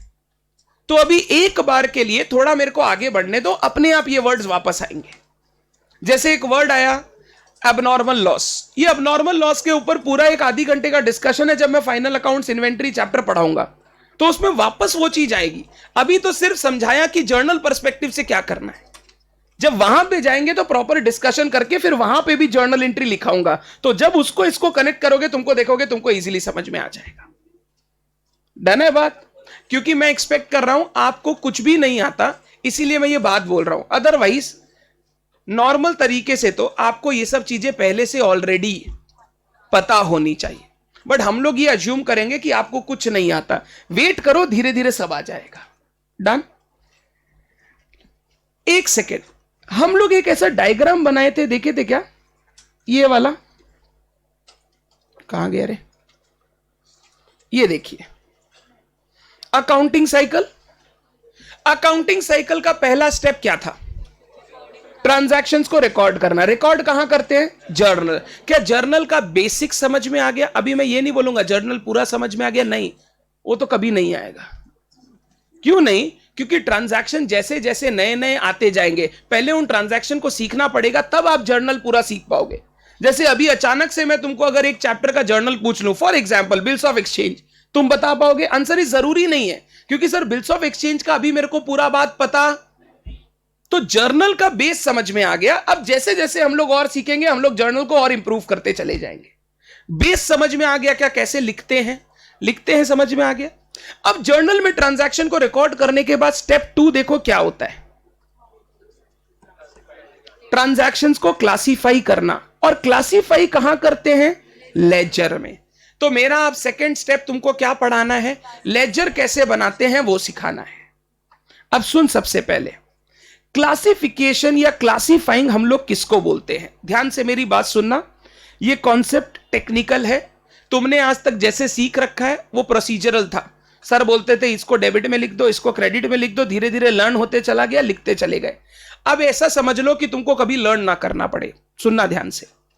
मान लो मैंने एक एंट्री पास की, cash account debit to capital account, 50,000 50,000। ये जर्नल एंट्री आपको पता है क्या चीज की है? Capital introduce. बिजनेस स्टार्टेड जरूरी नहीं है, कैपिटल इंट्रोड्यूस। कितना रुपया? 50,000। फिर मैंने एक एंट्री पास की, cash account, machinery account debit to cash, machine purchase किया 10,000 का। फिर मैंने एक एंट्री पास की, purchase account debit to cash, goods खरीदा 20,000 का। फिर मैंने ये गुड्स किसी कस्टमर को बेचा क्रेडिट पर, debtor account debit to sales, मान लो 18,000 में बेचा, कुछ गुड्स बेचा 18,000 में। ये 4 एंट्री तुमको करके दी। अब ये 4 एंट्री तो अभी लिखा है, बट बिजनेस में ऐसी 400, 4,000, 4 लाख एंट्रीज हो सकती है, हाँ या ना? मान लो तुम मेरे अकाउंटेंट हो, तुमने पूरे दिन भर के ट्रांजैक्शन रिकॉर्ड कर लिए। रिकॉर्ड करने के बाद शाम को तुम मेरे पास आए, तुम्हारे पूरे दिन में मान लो 100 ट्रांजैक्शन हुए। मैंने तुमको बोला एक बार थोड़ा सा बुक्स ऑफ अकाउंट्स देख के बताओ ना, हमारे पास कैश कितना होना चाहिए, हमारे पास कैश कितना होना चाहिए। तो एक नॉर्मल अकाउंटेंट क्या करेगा? सर 50,000 आया, 10,000 परचेज किया, कितना हो गया? 40। 20,000 मैंने गुड्स परचेज करने के लिए दिया, 20। सर 20,000 का बैलेंस होगा। 4 सेल्स में तो पैसा नहीं है ना अभी मैं कैश की बात कर रहा हूं। मेरे को एक बात बता, 4 एंट्री में यह करना आसान था, बट यहीं अगर 40 एंट्री लिख दूं तो, यहीं अगर 400 एंट्री लिख दूं तो, और उसमें भी ऐसा जरूरी नहीं है ना सारा एंट्री में कैश आएगा। आपने तो जर्नल में सारे ट्रांजैक्शन रिकॉर्ड कर देते हैं। अब डेटर को माल बेचा तो भी रिकॉर्ड कर दिया, अब परचेज क्रेडिट पे करते तो भी रिकॉर्ड कर देते। जो भी ट्रांजैक्शन होता है हम तो जर्नल में लिखते चले जाते हैं।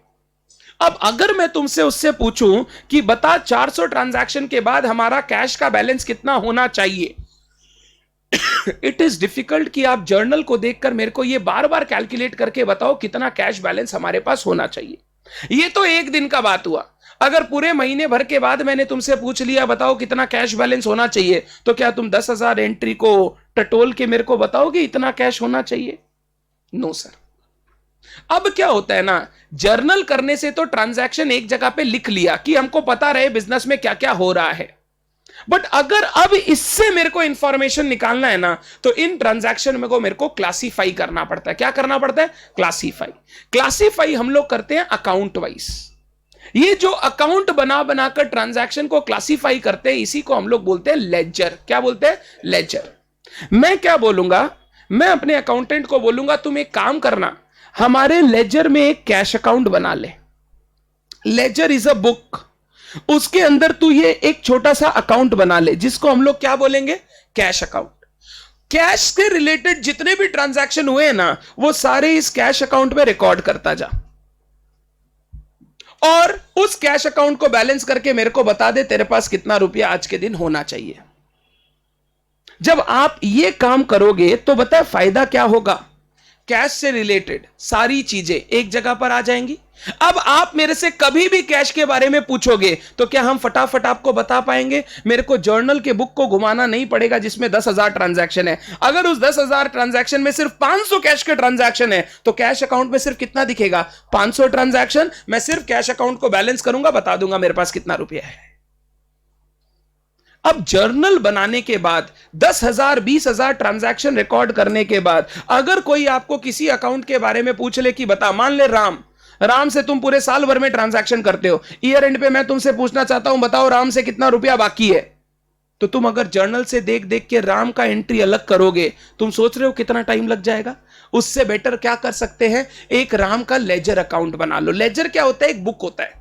उस बुक के अंदर हम लोग एक एक करके सारे अकाउंट बनाते जाएंगे। जैसे एक कैश अकाउंट बनेगा, एक कैपिटल अकाउंट बनेगा, एक मशीनरी, जितने भी हमारे जर्नल में अकाउंट आ रहे हैं उनका मैं लेजर में एक रिप्रेजेंटेटिव अकाउंट, लेजर अकाउंट बनाना शुरू करूंगा। और उस लेजर अकाउंट में सिर्फ वही ट्रांजैक्शन आएगा जो उससे रिलेटेड, यानी अगर मैं एक राम का अकाउंट बना रहा हूं तो राम के अकाउंट में सिर्फ वही ट्रांजैक्शन रिकॉर्ड करूंगा जिनमें कौन आया है? राम आया है। तो अगर राम से हुए हुए ट्रांजैक्शन में राम अकाउंट में डाल दूं और राम का बैलेंस तुमसे पूछूं, क्या यह बताना पॉसिबल है? हां सर, लेजर अकाउंट से हम बता देंगे क्योंकि वहां पर तो लिमिटेड ट्रांजैक्शन होंगे, वहां पर सारे 10,000 ट्रांजैक्शन को देखने का दरकार हो सकता है। 10,000 ट्रांजैक्शन के राम के साथ 10 ही हुए हो। अगर 10 ही ट्रांजैक्शन है तो पूरा 10,000 को घुमाने का दरकार नहीं है। सिर्फ राम का लेजर अकाउंट देखो, तुमको पता चल जाएगा राम से कितना लेना है या राम को कितना देना है। ये जो हम लोग अकाउंट वाइज जर्नल को अब क्लासिफाई करना शुरू करेंगे, इसी क्लासिफाई करना को हम लोग बोलते हैं लेजर अकाउंट प्रिपेयर करना। और ये सारे लेजर अकाउंट एक बुक के अंदर बनाते हैं जिसको हम लोग बोलते हैं ledger. Ledger is a book जिसके अंदर बहुत सारे क्या होते हैं? अकाउंट्स। ये अकाउंट्स कहां से आते हैं? सर, जो जर्नल में आपने अकाउंट्स रिकॉर्ड किया ट्रांजैक्शन, उनसे जितने जितने अकाउंट आपको बनाने हैं आप सारे के सारे कहां बनाओगे? लेजर बुक में बनाओगे। अब सबसे पहले सीखना है ये लेजर अकाउंट बनता कैसे है, लेजर अकाउंट होता क्या है, समझ में आया? लेजर अकाउंट एक अकाउंट है जिसमें उस पर्टिकुलर चीज से सारे ट्रांजैक्शन आपने एक जगह पर क्लासिफाई कर लिए ताकि उनके रिलेटेड कोई भी एनालिसिस करनी हो तो वो आप इजीली कर सकेंगे। हम लोग लेजर में सारे के सारे जर्नल में रिकॉर्ड किए हुए ट्रांजैक्शंस को क्लासिफाई कर देते हैं सो दैट उस पर्टिकुलर अकाउंट से रिलेटेड सारी चीज एक जगह आ जाए, मेरे को अलग अलग खोजना ना पड़े। पहले लेजर होता क्या है वो समझ में आया? पक्का? लेजर ना कोई नया चीज नहीं है, जर्नल जो किया है वही लेजर में करना है, बस अब उसका प्रेजेंटेशन अलग होगा। ऐसा प्रेजेंटेशन होगा कि एक अकाउंट से रिलेटेड सारी चीज एक जगह पर आ जाए। हम लोग जब लेजर अकाउंट बनाएंगे ना, लेजर अकाउंट में there will be total 3 steps. कितने स्टेप? 3 स्टेप। सुनना, नाम बोल रहा हूं। पहला स्टेप को हम लोग बोलते हैं पोस्टिंग। पोस्टिंग क्या होता है? जर्नल एंट्री से ट्रांजैक्शन को लेजर में लिखना इज नोन एज पोस्टिंग। आपने जर्नल में ट्रांजैक्शन लिखा, जैसे ही जर्नल में ट्रांजैक्शन लिखोगे उसके बाद सेकंड स्टेप उसको क्या करना होगा? लेजर में ले जाना होगा। जब जर्नल से ट्रांजैक्शन आप लेजर में ले जाओगे इसको हम लोग बोलते हैं पोस्टिंग। पोस्टिंग सारे ट्रांजैक्शन की करने के बाद हम लोग लेजर की करते हैं टोटलिंग। टोटलिंग का दूसरा नाम कास्टिंग भी होता है। क्या होता है? कास्टिंग। और उसके बाद हम लोग लेजर की करते हैं बैलेंसिंग। क्या करते हैं? बैलेंसिंग। तो लेजर में टोटल तीन चीजें होती है, पोस्टिंग, टोटलिंग, बैलेंसिंग। सबसे पहले पोस्टिंग सीखो। पोस्टिंग का मतलब ट्रांजैक्शन को जर्नल से लेजर में लाना। पोस्टिंग का रूल समझा रहा हूं, सुनना। एक बार एग्जाम में 4 मार्क का थ्योरी क्वेश्चन पूछा था, बताइए पोस्टिंग के रूल्स। सबसे पहले नंबर 1, पोस्टिंग का पहला रूल, जो जर्नल में हुआ वही लेजर में दिखना चाहिए। जो जर्नल में हुआ वही लेजर में दिखना चाहिए। पहला वाला जर्नल देख तो क्या हुआ? Cash account debit to capital account, ये हुआ। मैं अभी कैश अकाउंट पे कंसंट्रेट करना चाहता हूं। बताओ मैंने जर्नल में कैश अकाउंट को क्या किया? डेबिट। तो जब मैं लेजर बनाऊंगा ना, लेजर ऐसे बनता है टी फॉर्म में, जिसके 2 साइड होते हैं, एक होता है डेबिट और एक होता है, the left hand side is known as debit side, the right hand side is known as credit side. मेरा अगर जर्नल में कैश डेबिट हुआ है तो मेरा लेजर में भी कैश क्या होगा? डेबिट ही होगा। जब मैं कैश अकाउंट बनाऊंगा मैं उसको डेबिट करूंगा, बस रेफरेंस जो आएगा ना वो क्रेडिट का आएगा। हमको पता है, हमको बोला हमको कैश मिला, अब ये कैश कहां से मिला वो भी तो पता होना चाहिए। तो मैं जब यहां लिखूंगा तो देख कैसे लिखूंगा, cash account debit to capital account. जब डेबिट साइड में आप कोई चीज लिखते हो उनमें आप प्रेफिक्स लगाते हो टू, जब क्रेडिट साइड में आप कोई चीज लिखते हो उनमें प्रेफिक्स लगाते हो बाय। जो जर्नल में हुआ वही लेजर में दिखेगा, लेजर में कुछ नया चीज दिखेगा नहीं। तो अगर जर्नल में कैश डेबिट हुआ है तो लेजर में भी कैश क्या होगा, डेबिट होगा। रेफरेंस में क्या लिखोगे, क्रेडिट वाला लिखोगे ताकि पता चले ये कैश आया कहां से। अगर ये एंट्री कोई देखेगा तो वो पता है बोल देगा कि आपको कैपिटल का पैसा बिजनेस को मिला, कितना रुपया, 50,000 रुपया। कैश डेबिट होना, कैश एसेट है, एसेट डेबिट होना मतलब एसेट बढ़ना, एसेट बढ़ना मतलब कैश हमारे पास आया। अब ये कैश कहां से आया वो पता चलेगा जब आप उसका एंट्री देखोगे, कहां से आया, कैपिटल से आया। अब यही लिखने के बाद मैं नेक्स्ट अकाउंट बनाता हूं कैपिटल अकाउंट। कौन सा अकाउंट, कैपिटल अकाउंट। अब कैपिटल अकाउंट में तुम बताने का कोशिश कर, जर्नल में कैपिटल क्या हुआ था, क्रेडिट, तो यहां पे भी कैपिटल क्या होगा, क्रेडिट। बस रेफरेंस किसका आएगा, ऑपोजिट वाले का। तो बाई कैश अकाउंट 50,000। अब इससे क्या समझ में आ रहा है, कैपिटल हमारी क्या है, लायबिलिटी। लायबिलिटी बढ़ रही है मतलब हमारे पास कहीं ना कहीं से कैपिटल आया, और वो कैपिटल किस रूप में आया, कैश के रूप में आया। अगर आप यहां पे कैपिटल में बाई कैपिटल लिख दोगे तो पता ही नहीं चलेगा ये कैपिटल आया कैसे। हम लोग कैपिटल में कैश लिखते हैं ताकि समझ में आए ये कैपिटल जो आया वो किस फॉर्म में आया, कैश के फॉर्म में। मान लो वो प्लांट इंट्रोड्यूस करता तो मैं लिखता बाई प्लांट, कि प्लांट के रूप में कैपिटल बिजनेस में आया। अगर वो स्टॉक इंट्रोड्यूस करता मैं लिखता बाई स्टॉक या परचेजेस, की स्टॉक के रूप में बिजनेस में कैपिटल आया। तो जो जर्नल में हो रहा है वही लेजर में होगा। जर्नल में अगर डेबिट हो रहा है तो लेजर में भी वो अकाउंट डेबिट होगा। जर्नल में अकाउंट क्रेडिट हो रहा है तो लेजर में भी वो अकाउंट क्रेडिट होगा। और रेफरेंस किसका आएगा, ऑपोजिट वाले का। नेक्स्ट एंट्री बोल तो क्या था, machinery account debit to cash, ये एंट्री था। बोलो यहां पर कैश क्या हुआ, कैश क्रेडिट हुआ, तो लेजर में भी क्रेडिट होगा। किस चीज के लिए कैश पे हुआ, मशीनरी, तो बाई मशीनरी। कितने रुपए का, 10,000। अब अगर तुम मशीनरी अकाउंट बनाओगे, अगर वहां क्रेडिट हुआ है तो मशीनरी में क्या होगा, debit. Every credit has a equal debit, या every debit has a equal credit. तो वहां क्रेडिट हुआ है तो यहां डेबिट होगा। यहां रेफरेंस कैसे लिखोगे, टू कैश अकाउंट, कि हमने मशीनरी खरीदी है, कैसे, कैश पेमेंट करके। तो मशीनरी अकाउंट हो गया और उधर कैश अकाउंट हो गया। नेक्स्ट एंट्री बता क्या किया, परचेज टू कैश। बोल यहां पे कैश क्या हो रहा है, क्रेडिट, तो यहां पे भी क्रेडिट करूंगा। रेफरेंस आ जाएगा बाई परचेज, कि ये कैश कहां खर्चा हुआ, गुड्स खरीदने के लिए खर्चा हुआ। और जब मैं परचेज अकाउंट बनाऊंगा तो परचेज में लिखूंगा टू कैश। परचेज 20,000 है क्या, तो मैं यहां 20,000 लिखता हूं। और परचेज में टू कैश 20,000। हाँ, टू कैश 20,000। पहले बोलिए ये बात समझ में आया। तो देख, जर्नल से ट्रांजैक्शन को लेजर में लेके जा रहे हैं। पहले तो बोलो इस प्रोसेस को बोलते क्या है, पोस्टिंग। पोस्टिंग का रूल होता है जो जर्नल में हुआ वही लेजर में दिखना चाहिए। अगर जर्नल में कोई अकाउंट डेबिट हुआ तो लेजर में भी वो अकाउंट डेबिट होगा। जर्नल में क्रेडिट हुआ तो लेजर में भी क्रेडिट होगा। बस रेफरेंस ऑपोजिट वाले का देना है। अगर मान लो मैंने एक एंट्री की है cash account debit to Ram, मतलब राम से कैश मिला, तो कैश में आना चाहिए टू राम। पता चलना चाहिए ये कैश आया कहां से, तो राम से कैश आया। तो इसीलिए रेफरेंस हमेशा कौन से साइड का देंगे, ऑपोजिट साइड का। पहले बताइए लेजर करने के, लेजर पोस्टिंग करने के रूल समझ में आए। बचपन में आपने हमेशा ज्यादातर जर्नल देख के लेजर बनाया है, but foundation level and onwards, मतलब यहां पे आने के बाद, सीए में आने के बाद आपको लेजर बिना जर्नल के बनाना होगा। यानी question will either ask you journal और will ask you ledger, it won't ask both. ऐसा नहीं होगा कि पहले जर्नल कर लो, जर्नल देख के लेजर बना लो, नहीं, सीधा वो बोलेगा लेजर अकाउंट बनाओ। जर्नल आपको खुद से सोचना पड़ेगा, बट हम लोग सोचते नहीं है, हमारा बिना सोचे ही हो जाता है। कैसे? देखो इधर आओ, मैं तुमसे एक नॉर्मल रूल, तुमको ये पहले भी समझाया था, वापस समझा रहा हूं। मान लो तुमको एक क्वेश्चन दिया और बोला प्रिपेयर कैश अकाउंट। क्या बनाने बोला? Cash account. मेरे को बता कैश हमारे लिए क्या है? एसेट। एसेट का रूल बता। बढ़ेगा तो डेबिट, घटेगा तो क्रेडिट। अब तुमको कोई जर्नल नहीं सोचना है। मान ले क्वेश्चन में बोला कैश आया राम से, कैश बढ़ा मतलब डेबिट साइड में आएगा, नाम लिख दे टू राम। मशीनरी बेच के कैश आया डेबिट होगा टू मशीनरी।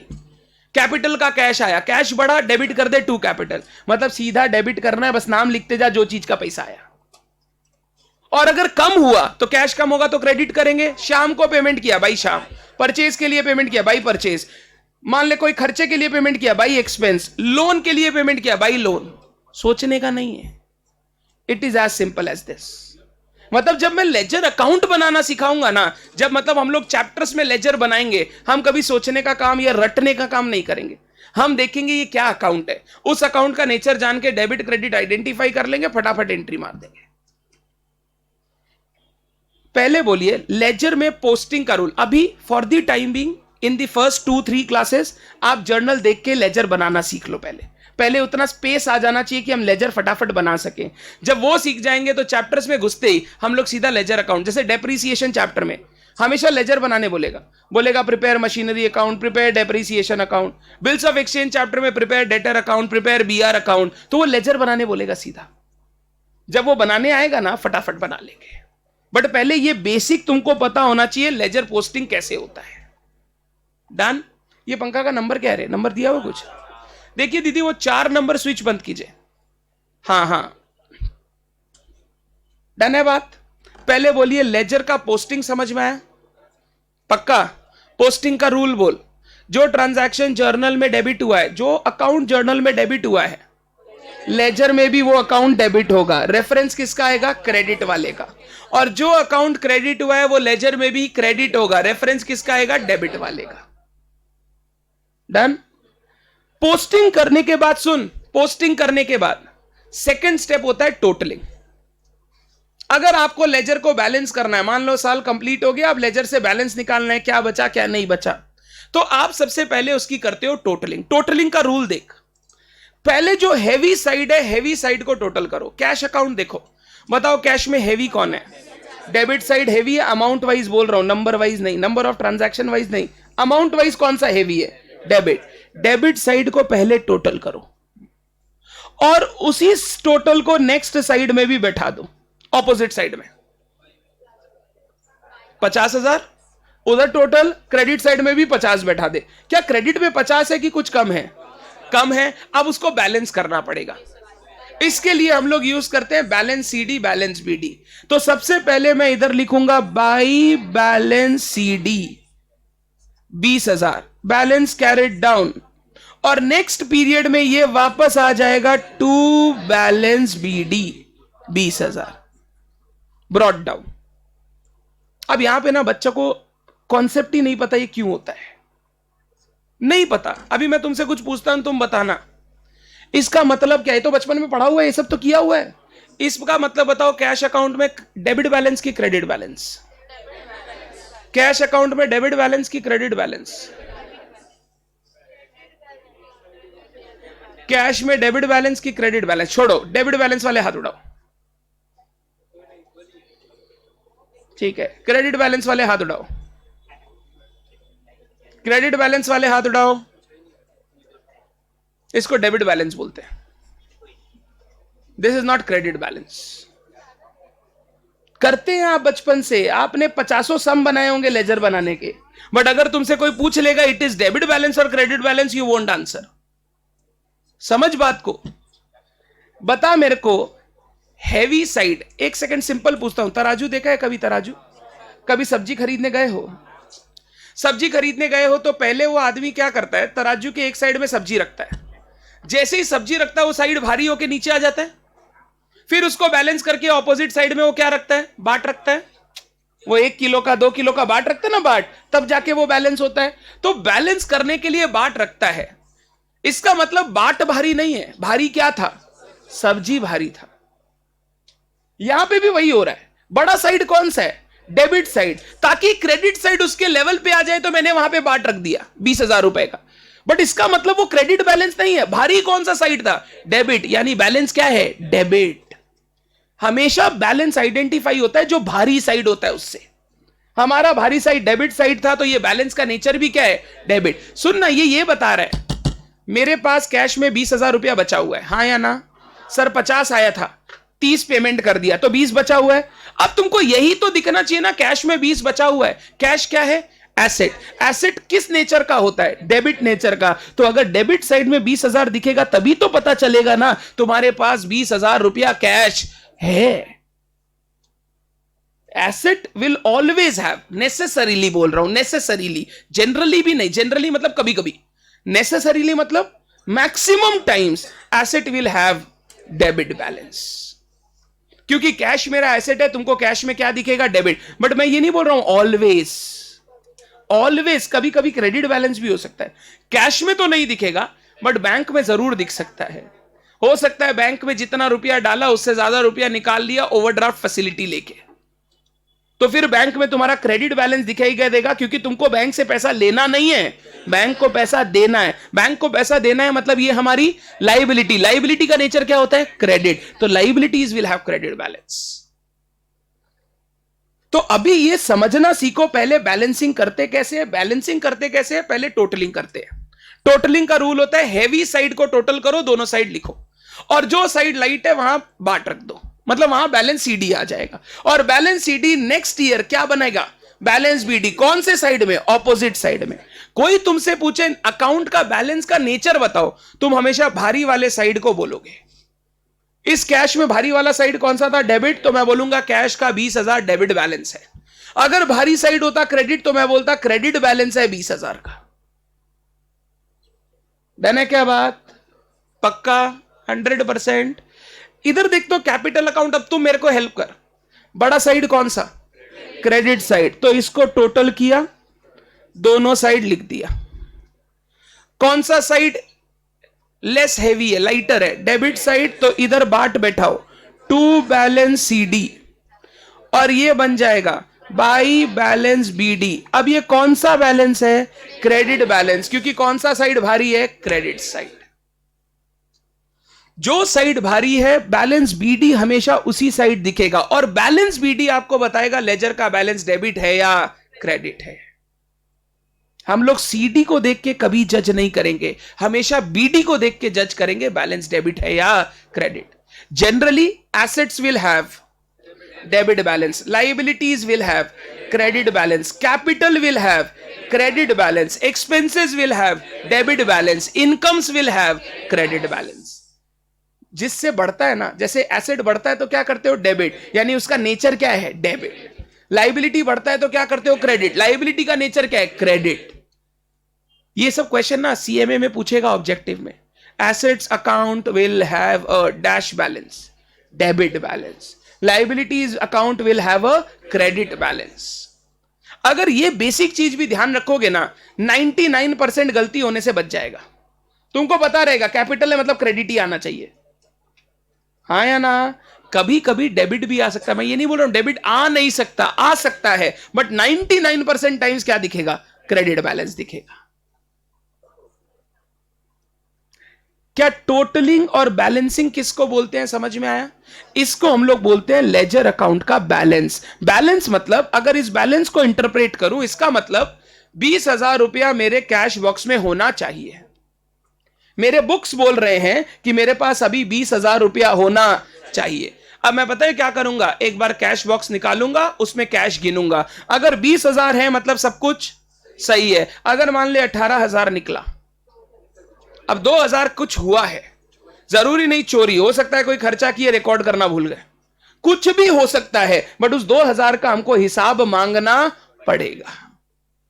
हम लोग ऐसे हिसाब मिलाते हैं लाइफ में। हम लोग क्या बोलते हैं? अकाउंटेंट के पास हमारा सारा सब कुछ रहता है। अब अकाउंटेंट अकाउंटिंग कर रहा है, हमारा हफ्ते भर के एंड में हम एक बार उसके साथ बैठते हैं, मैं बोलता हूं बताइए तो कंप्यूटर में देख के पेटी कैश कितना दिखा रहा है, बोल रहा है पेटी कैश 5,000 दिखा रहा है, मैं बोल रहा हूं पेटी कैश बॉक्स दीजिए, वो कैश बॉक्स देते हैं, हम गिनते हैं, अगर 5,000 होता है मतलब सब कुछ, हम ज्यादा नहीं देखते, फिर अगर देखते हैं 2,000 ही है, मैं पूछता हूं 3,000 का हिसाब गया कहां? हम लोगों को यह प्रॉब्लम नहीं है कि 3,000 रुपया चोरी हो गया कि क्या हो गया, पहले बता हिसाब कहां है उसका। अगर वो हिसाब दे दिया तो सब कुछ ठीक है, नहीं दे पाया मतलब वो पैसा गायब हो रहा है, पैसा गायब हो रहा है तो फिर उसको वहां से हटाना पड़ेगा या उसके यहां से कैश बॉक्स लेना पड़ेगा, छोड़ थोड़ी देंगे। आज 3 गायब हुआ है, कल 3 लाख गायब हो जाएगा, तो हम छोड़ते थोड़ी। हम लोग बोलते हैं भैया पैसा का हिसाब दो, अगर वो 1 दिन 2 दिन नहीं दे पाया तो समझ में आता है पैसा थोड़ा उलट पुलट हो रहा है, उसको बोलेंगे तुम ये हिसाब छोड़ो, ये हिसाब हम देख लेंगे। अब किसी को भी पैसा चाहिए मेरे से मांग लेना, तुम लोग अकाउंटेंट के पास मत जाना, पैसे का हिसाब मैं रखूंगा। आप भी देखेंगे पापा का बिजनेस में, दुकान अगर पापा का है या ऑफिस है, पापा खुद सब कुछ नहीं करते, हर चीज के लिए आदमी रखा हुआ है, बट उस आदमी को टाइट करने का काम पापा का है। पापा हर हफ्ते बैठ के एक बार हिसाब जरूर मिलाएंगे, नहीं मिलाएंगे ना गियो। जिनका गल्ला है, जिनका दुकान है, जिनका कैश सेल्स वगैरह ज्यादा है, तुम हफ्ता भर छोड़ो, पापा रोज शाम को मिला के ही आएंगे घर पे, नहीं तो घर ही नहीं आएंगे ना उसको जाने देंगे। घर नहीं आएंगे पापा, अरे जरूरी नहीं है भाई, अभी पैसा का हिसाब मिलाओ पहले। तो ये सब चीज हम लोग को सीखना पड़ता है। ये जो मैंने बनाया ये है बुक्स के हिसाब से बैलेंस। अब एक्चुअल बैलेंस से रिकंसाइल करो, देखो सब कुछ मैच हो रहा है कि, अगर एक्चुअल बैलेंस से मैच हो रहा है मतलब मैं बोल रहा हूं हिसाब सही है, मैच नहीं हो रहा है मतलब हिसाब सही नहीं है। या तो यहां कुछ गलत है या वहां कुछ गलत है, यहां गलत होने तक ठीक है, वहां गलत होने से मुश्किल है। ये हर चीज का रिकंसिलिएशन हम लोग सीखेंगे। हमारा नेक्स्ट चैप्टर होगा बैंक रिकंसिलिएशन स्टेटमेंट, बैंक को रिकंसाइल करना सीखेंगे। एक चैप्टर आएगा इन्वेंट्री, वहां पे स्टॉक को रिकंसाइल करना सीखेंगे। ये रिकंसिलिएशन हमारा पार्ट ऑफ स्टडीज है, रियल लाइफ में बहुत काम आएगा। बोलिए पहले लेजर में पोस्टिंग, टोटलिंग, बैलेंसिंग तीनों क्लियर है? पक्का? डन। ये होता है लेजर अकाउंट। तो एक बार लास्ट, लेजर अकाउंट क्यों बनाते हैं? क्लासीफाई। क्लासीफाई क्या करने के लिए? ट्रांजैक्शंस को अकाउंट वाइज क्लासीफाई कर दिया। इससे फायदा क्या होगा? उस एक अकाउंट से रिलेटेड सारी इंफॉर्मेशन एक जगह पर आ जाएगी, आपको अलग अलग खोजना नहीं पड़ेगा। अब उसके बारे में जो भी इंफॉर्मेशन चाहिए लेजर खोलो, आपको बार बार जर्नल देखने का दरकार नहीं है। लेजर में टोटल 3 स्टेप्स होंगे, पोस्टिंग, टोटलिंग, बैलेंसिंग। चीजों को जर्नल एंट्री से लेजर में लाना, पोस्टिंग, लेजर अकाउंट को टोटल करना, टोटलिंग, और फाइनली छोटे साइड को बैलेंस करना, बैलेंसिंग। बैलेंस का नेचर हमेशा कौन सा होगा? बड़ा साइड वाला। जो बड़ा साइड, हेवी साइड है, वही बैलेंस का नेचर होगा। यानी जिस साइड बीडी आएगा, ब्रॉड डाउन आएगा, वही मेरे बैलेंस का नेचर होगा। अगर कोई क्वेश्चन में बोले cash account has a debit balance 10,000 रुपया, तो आप कैसे लिखोगे उसको? To balance brought down 10,000। Actually हमारे बुक्स कंटिन्यूअसली चलते रहते हैं, तो चलते रहते हैं, तो एक साल बुक्स क्लोज करके नेक्स्ट ईयर बुक ओपन करता हूं, तो इस साल क्लोज करता हूं तो बैलेंस सीडी करता हूं, और नेक्स्ट ईयर उसको बैलेंस, इस साल करते हैं बैलेंस कैरिड डाउन, और नेक्स्ट ईयर करते हैं balance brought down from last year. तो लास्ट ईयर से बैलेंस लिखते समय ध्यान रखना है, डेबिट बैलेंस डेबिट साइड में आएगा, क्रेडिट बैलेंस क्रेडिट साइड में आएगा। डन है क्या? ऐसे लेजर बनाने के देयर आर, सबसे पहले ओपनिंग बैलेंस लिखो, फिर ट्रांजैक्शन पोस्ट करो, फिर तीसरा क्लोजिंग बैलेंस कैलकुलेट करो। बैलेंसिंग करके ओपनिंग बैलेंस लिखो, ट्रांजैक्शन सारा पोस्ट करो और क्लोजिंग बैलेंस कैलकुलेट करो। ये लेजर का स्टेप्स होता है बनाते समय। बट एज पर थ्योरी में बोलूं तो ये लेजर में 3 काम करने पड़ते हैं, posting, totalling and balancing. Science वाले बच्चों कैसे करना है वो समझ में आया? पक्का? 2 सम प्रैक्टिस करने के बाद आपके हाथ में फ्लुएंसी आ जाएगी। अभी मैंने सम नहीं बनाया, बट ये रूल्स याद रखना है। और कॉमर्स वालों को तो पहले से ही आता था, हमेशा गलती करते ही थे, तो वो कर लेंगे। चलो गुड। गलती नहीं, आप कर लेंगे अब सही। पहले गलती होता था, अब नहीं होगा, अब आप स्मार्ट हो गए।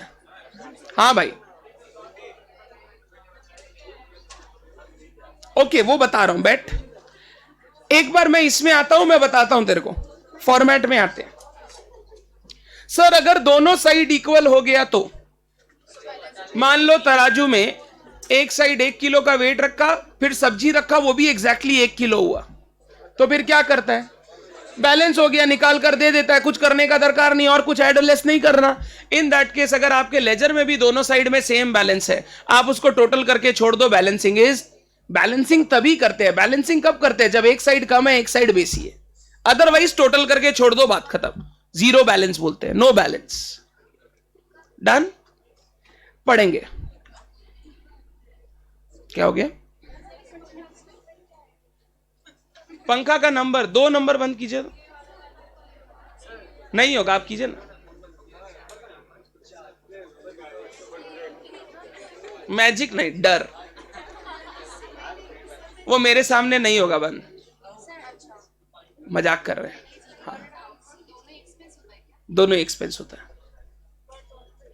दोनों में डिफरेंस होता है। अभी तो आप लोग क्या सीख रहे हैं, एक्सपेंस सीख रहे हैं। अभी तो आप ट्रेडिंग पीएल सीख नहीं रहे, तो carriage inward carriage outward both are expenses. एक माल को लाने का खर्चा, एक माल को डिस्ट्रीब्यूट करने का खर्चा, बट दोनों बिजनेस के लिए खर्चा है, दोनों ही एक्सपेंस है। आइए, after recording the transaction in journal, बातचीत बंद रहे, समझ रहे, बहुत टाइम हो गया आज। तुम लोग कैसा आदमी है पता है, मतलब आदमी 1.25 घंटा पढ़ाए नहीं, उससे पहले बस अभी बच्चा लोग क्या किया, बीच में बुक्स बंद करना शुरू।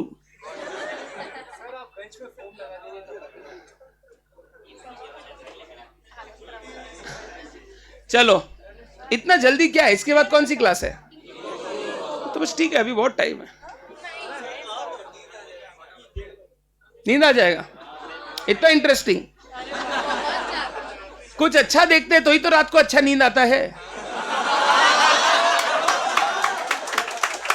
इतना बॉयज क्यों खुश हुआ पता है, इन लोग को देखे बिना नींद ही नहीं आता है। उम्र देखो तुम लोग का, 18 हो गया रे, पक्का? तो सब 18 है, तो है, वो भी 18 है। चलो सुनो, हाँ, एज से मतलब नहीं है भैया, 12 साल की उम्र से 18 वाला काम कर रहे हैं। बट मेरे को तो कुछ बोलते समय सोचना होगा ना, 18 हुआ कि नहीं। हम लोग का जब भी कंटेंट जाता है पेन ड्राइव में लिख देते हैं, this is adult content only for to be viewed using earphones and to be viewed alone, not to be shared with others. हाँ, with parents or guardians. चलो, तो मैं यही बोल रहा हूं कि तुम लोग अभी 18 का हो गया, तब ठीक है, तब हम कुछ बात बोल सकते हैं धीरे धीरे। नवनीत भैया तो ब्रह्म ज्ञान देंगे तुम लोग को। हाँ,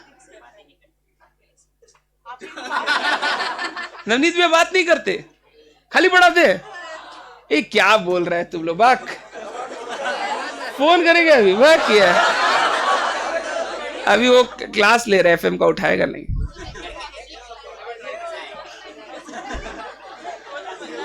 उठाएगा नहीं, क्या करते? क्विंटल, समझे? चलो, अभी तक टन में नहीं बोला वो।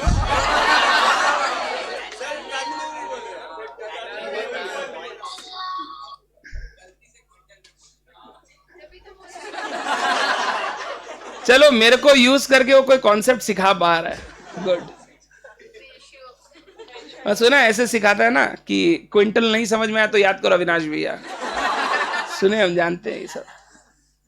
चलो कोई बात नहीं, आ जाओ पढ़ाई करते हैं, ब्रेक हो गया, इधर आओ। हाँ हाँ, टन्स में जा चुके हैं तो पॉइंट में देता होगा ना।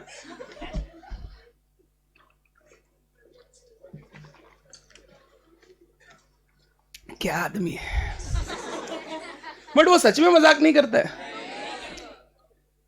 अपने आप को कंट्रोल कर रहा है वो। No, he is not a changed man bro. जब वो बोलना शुरू करेगा तुम लोग ऐसे कर लेगा, अरे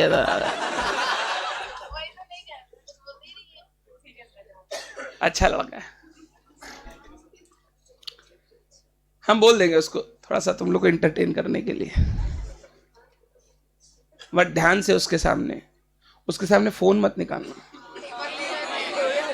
वो फोन निकालता तो एक तो गेम खेलता है, बोल रहे गिराएंगे, बता किस साइड गिरेगा, स्क्रीन के साइड या उल्टा साइड। बोल रहे तेरा लक, तेरा जो लक। वो 2 बार स्क्रीन के साइड से गिरा हुआ बच्चे का स्क्रीन टूट गया फोन। उसके सामने फोन मत निकालना। ओ अरे एक बार वो क्या किया, ऐसे ही पानी का ग्लास रखा हुआ था, इसीलिए वो लोग ग्लास रखना बंद कर दिया। ग्लास रखा हुआ था, एक बच्चा एक कान से ऐसे गाना सुन रहा था, ईयरपॉड्स में लगा, समझ में नहीं आएगा। वो ईयरपॉड निकाला, मंगवा के पानी में डाला। बोल रहा है तेरा वाला ये वाटरप्रूफ है कि नहीं? बोला नहीं पता। बोला ले देख, चेक कर लिया। अलग टाइप का आदमी, पागल आदमी है वो। हाँ, हम तो अपना फोन वोन उसके सामने रखते ही नहीं है, लेके नहीं जाते। डन, आ जाओ। After recording transaction in journal, recorded entries are classified and grouped into by preparation of accounts. The book which contains all set of accounts is known as a ledger. और पता है लेजर का दूसरा नाम क्या है? Principal books of accounts. Principal मतलब बताना, मेन। प्रिंसिपल का मतलब मेन बुक्स। सारा का सारा मैंने बोला ना, जो भी आपको देखना है, जो भी आपको समझना है, जो भी आपको एनालाइज करना है, वो कहां से करोगे? लेजर से। जर्नल से एनालाइज करना पॉसिबल, इसीलिए लेजर का नाम पड़ गया प्रिंसिपल बुक्स ऑफ अकाउंट्स। क्योंकि इसके बाद जितना भी काम हम लोग करेंगे अकाउंटिंग में, सारा काम किससे रिलेटेड होगा? लेजर से। ट्रायल बैलेंस बनाना है वो भी लेजर से बनेगा। ट्रायल बैलेंस के बाद फाइनल अकाउंट्स बनाना है लेजर में। कोई बैलेंसेस देखना है वो भी लेजर में। हर चीज लेजर से। जर्नल सिर्फ रिकॉर्ड करने का काम है, इसके बाद सारा काम कौन ड्राइव करता है? लेजर। लेजर का फॉर्मेट देखो। सबसे पहले लेजर का अकाउंट नेम लिखते हैं, cash account, capital account, bank account, जिसका भी लेजर बना रहे हो। लेजर में 2 साइड होता है, एक होता है डेबिट साइड, एक होता है क्रेडिट साइड। दोनों साइड में 4-4 कॉलम होते हैं। डेट में बोलो क्या लिखेंगे? Date of transaction.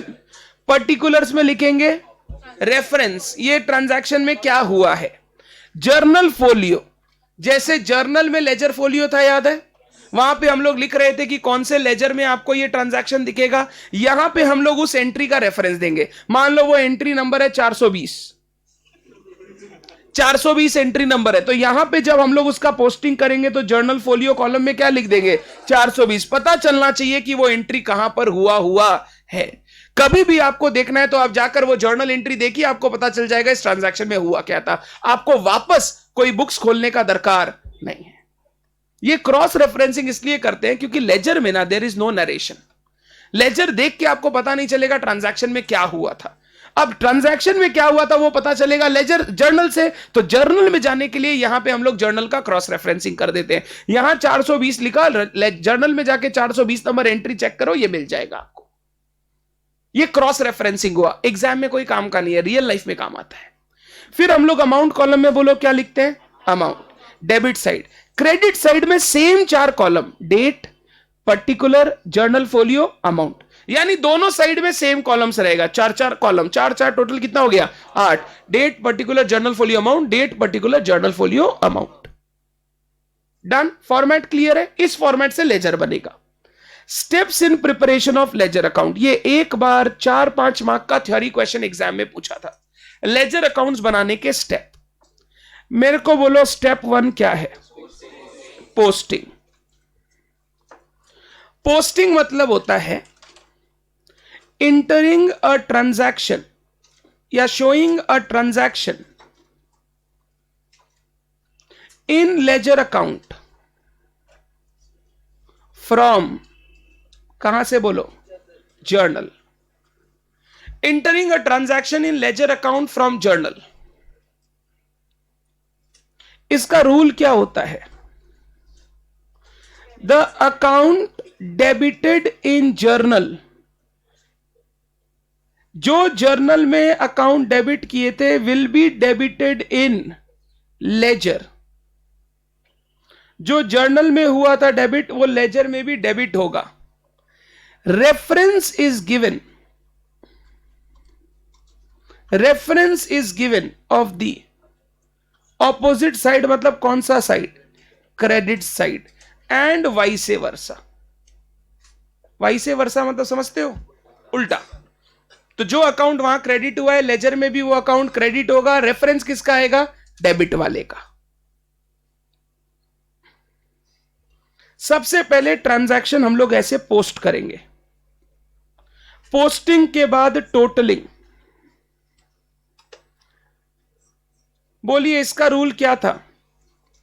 The heavier side is टोटल्ड first. पहले हेवियर साइड को टोटल कीजिए and the same total is posted या shown on the opposite side. Same total is shown on the opposite side. Heavier side को total कीजिए और वही total दूसरे side में बैठा दीजिए। ये हो गया टोटलिंग या कास्टिंग। स्टेप 3, बोल स्टेप 3 में क्या करते हैं? Balancing.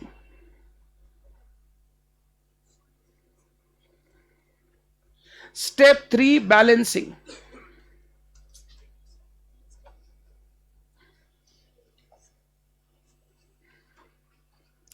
To balance the lighter side,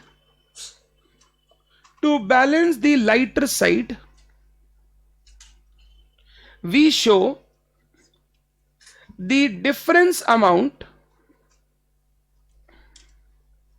as, वो लोग क्या बोल के दिखाते हैं? Balance CD, balance CD, and the same is brought down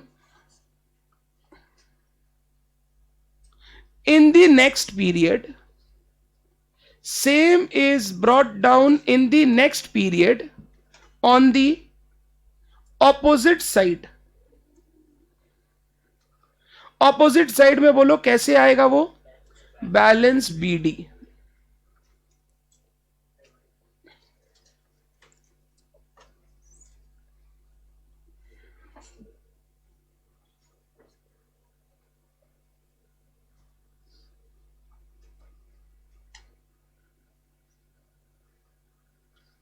full stop. The balance BD denotes the nature of ledger balance. Nature of ledger balance, debit या credit. अगर balance BD debit side में है तो balance का nature क्या है? Debit balance. अगर balance BD credit side में है तो बैलेंस का नेचर क्या है? Credit balance.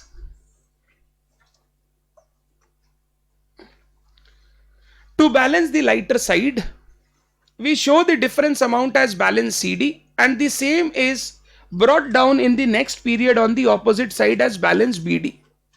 The balance BD denotes the nature of ledger balance.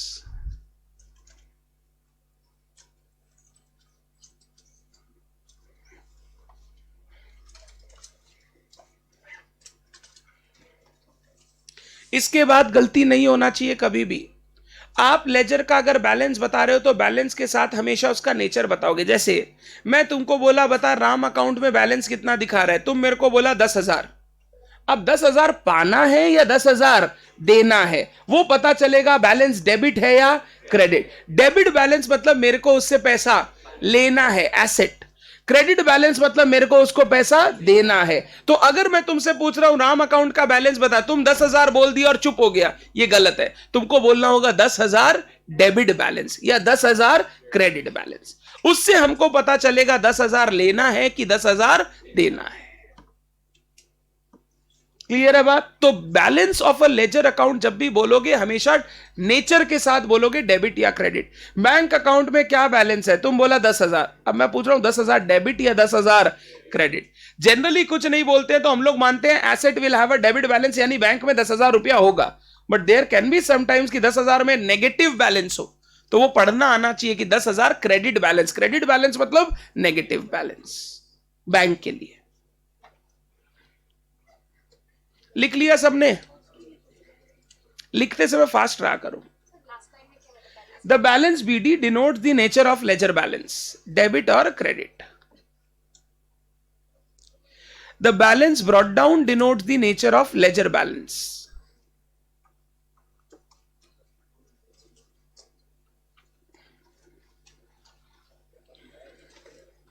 लिख लिया?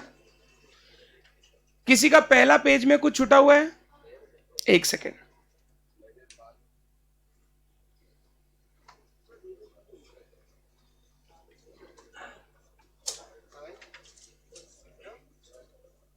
डन? जिनका हो गया आज के लिए सिर्फ इतना ही।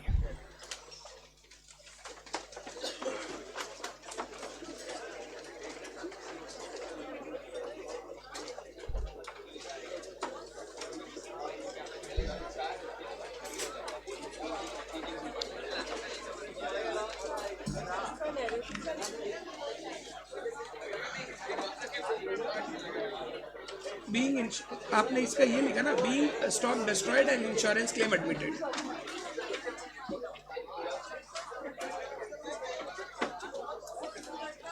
डीके जी,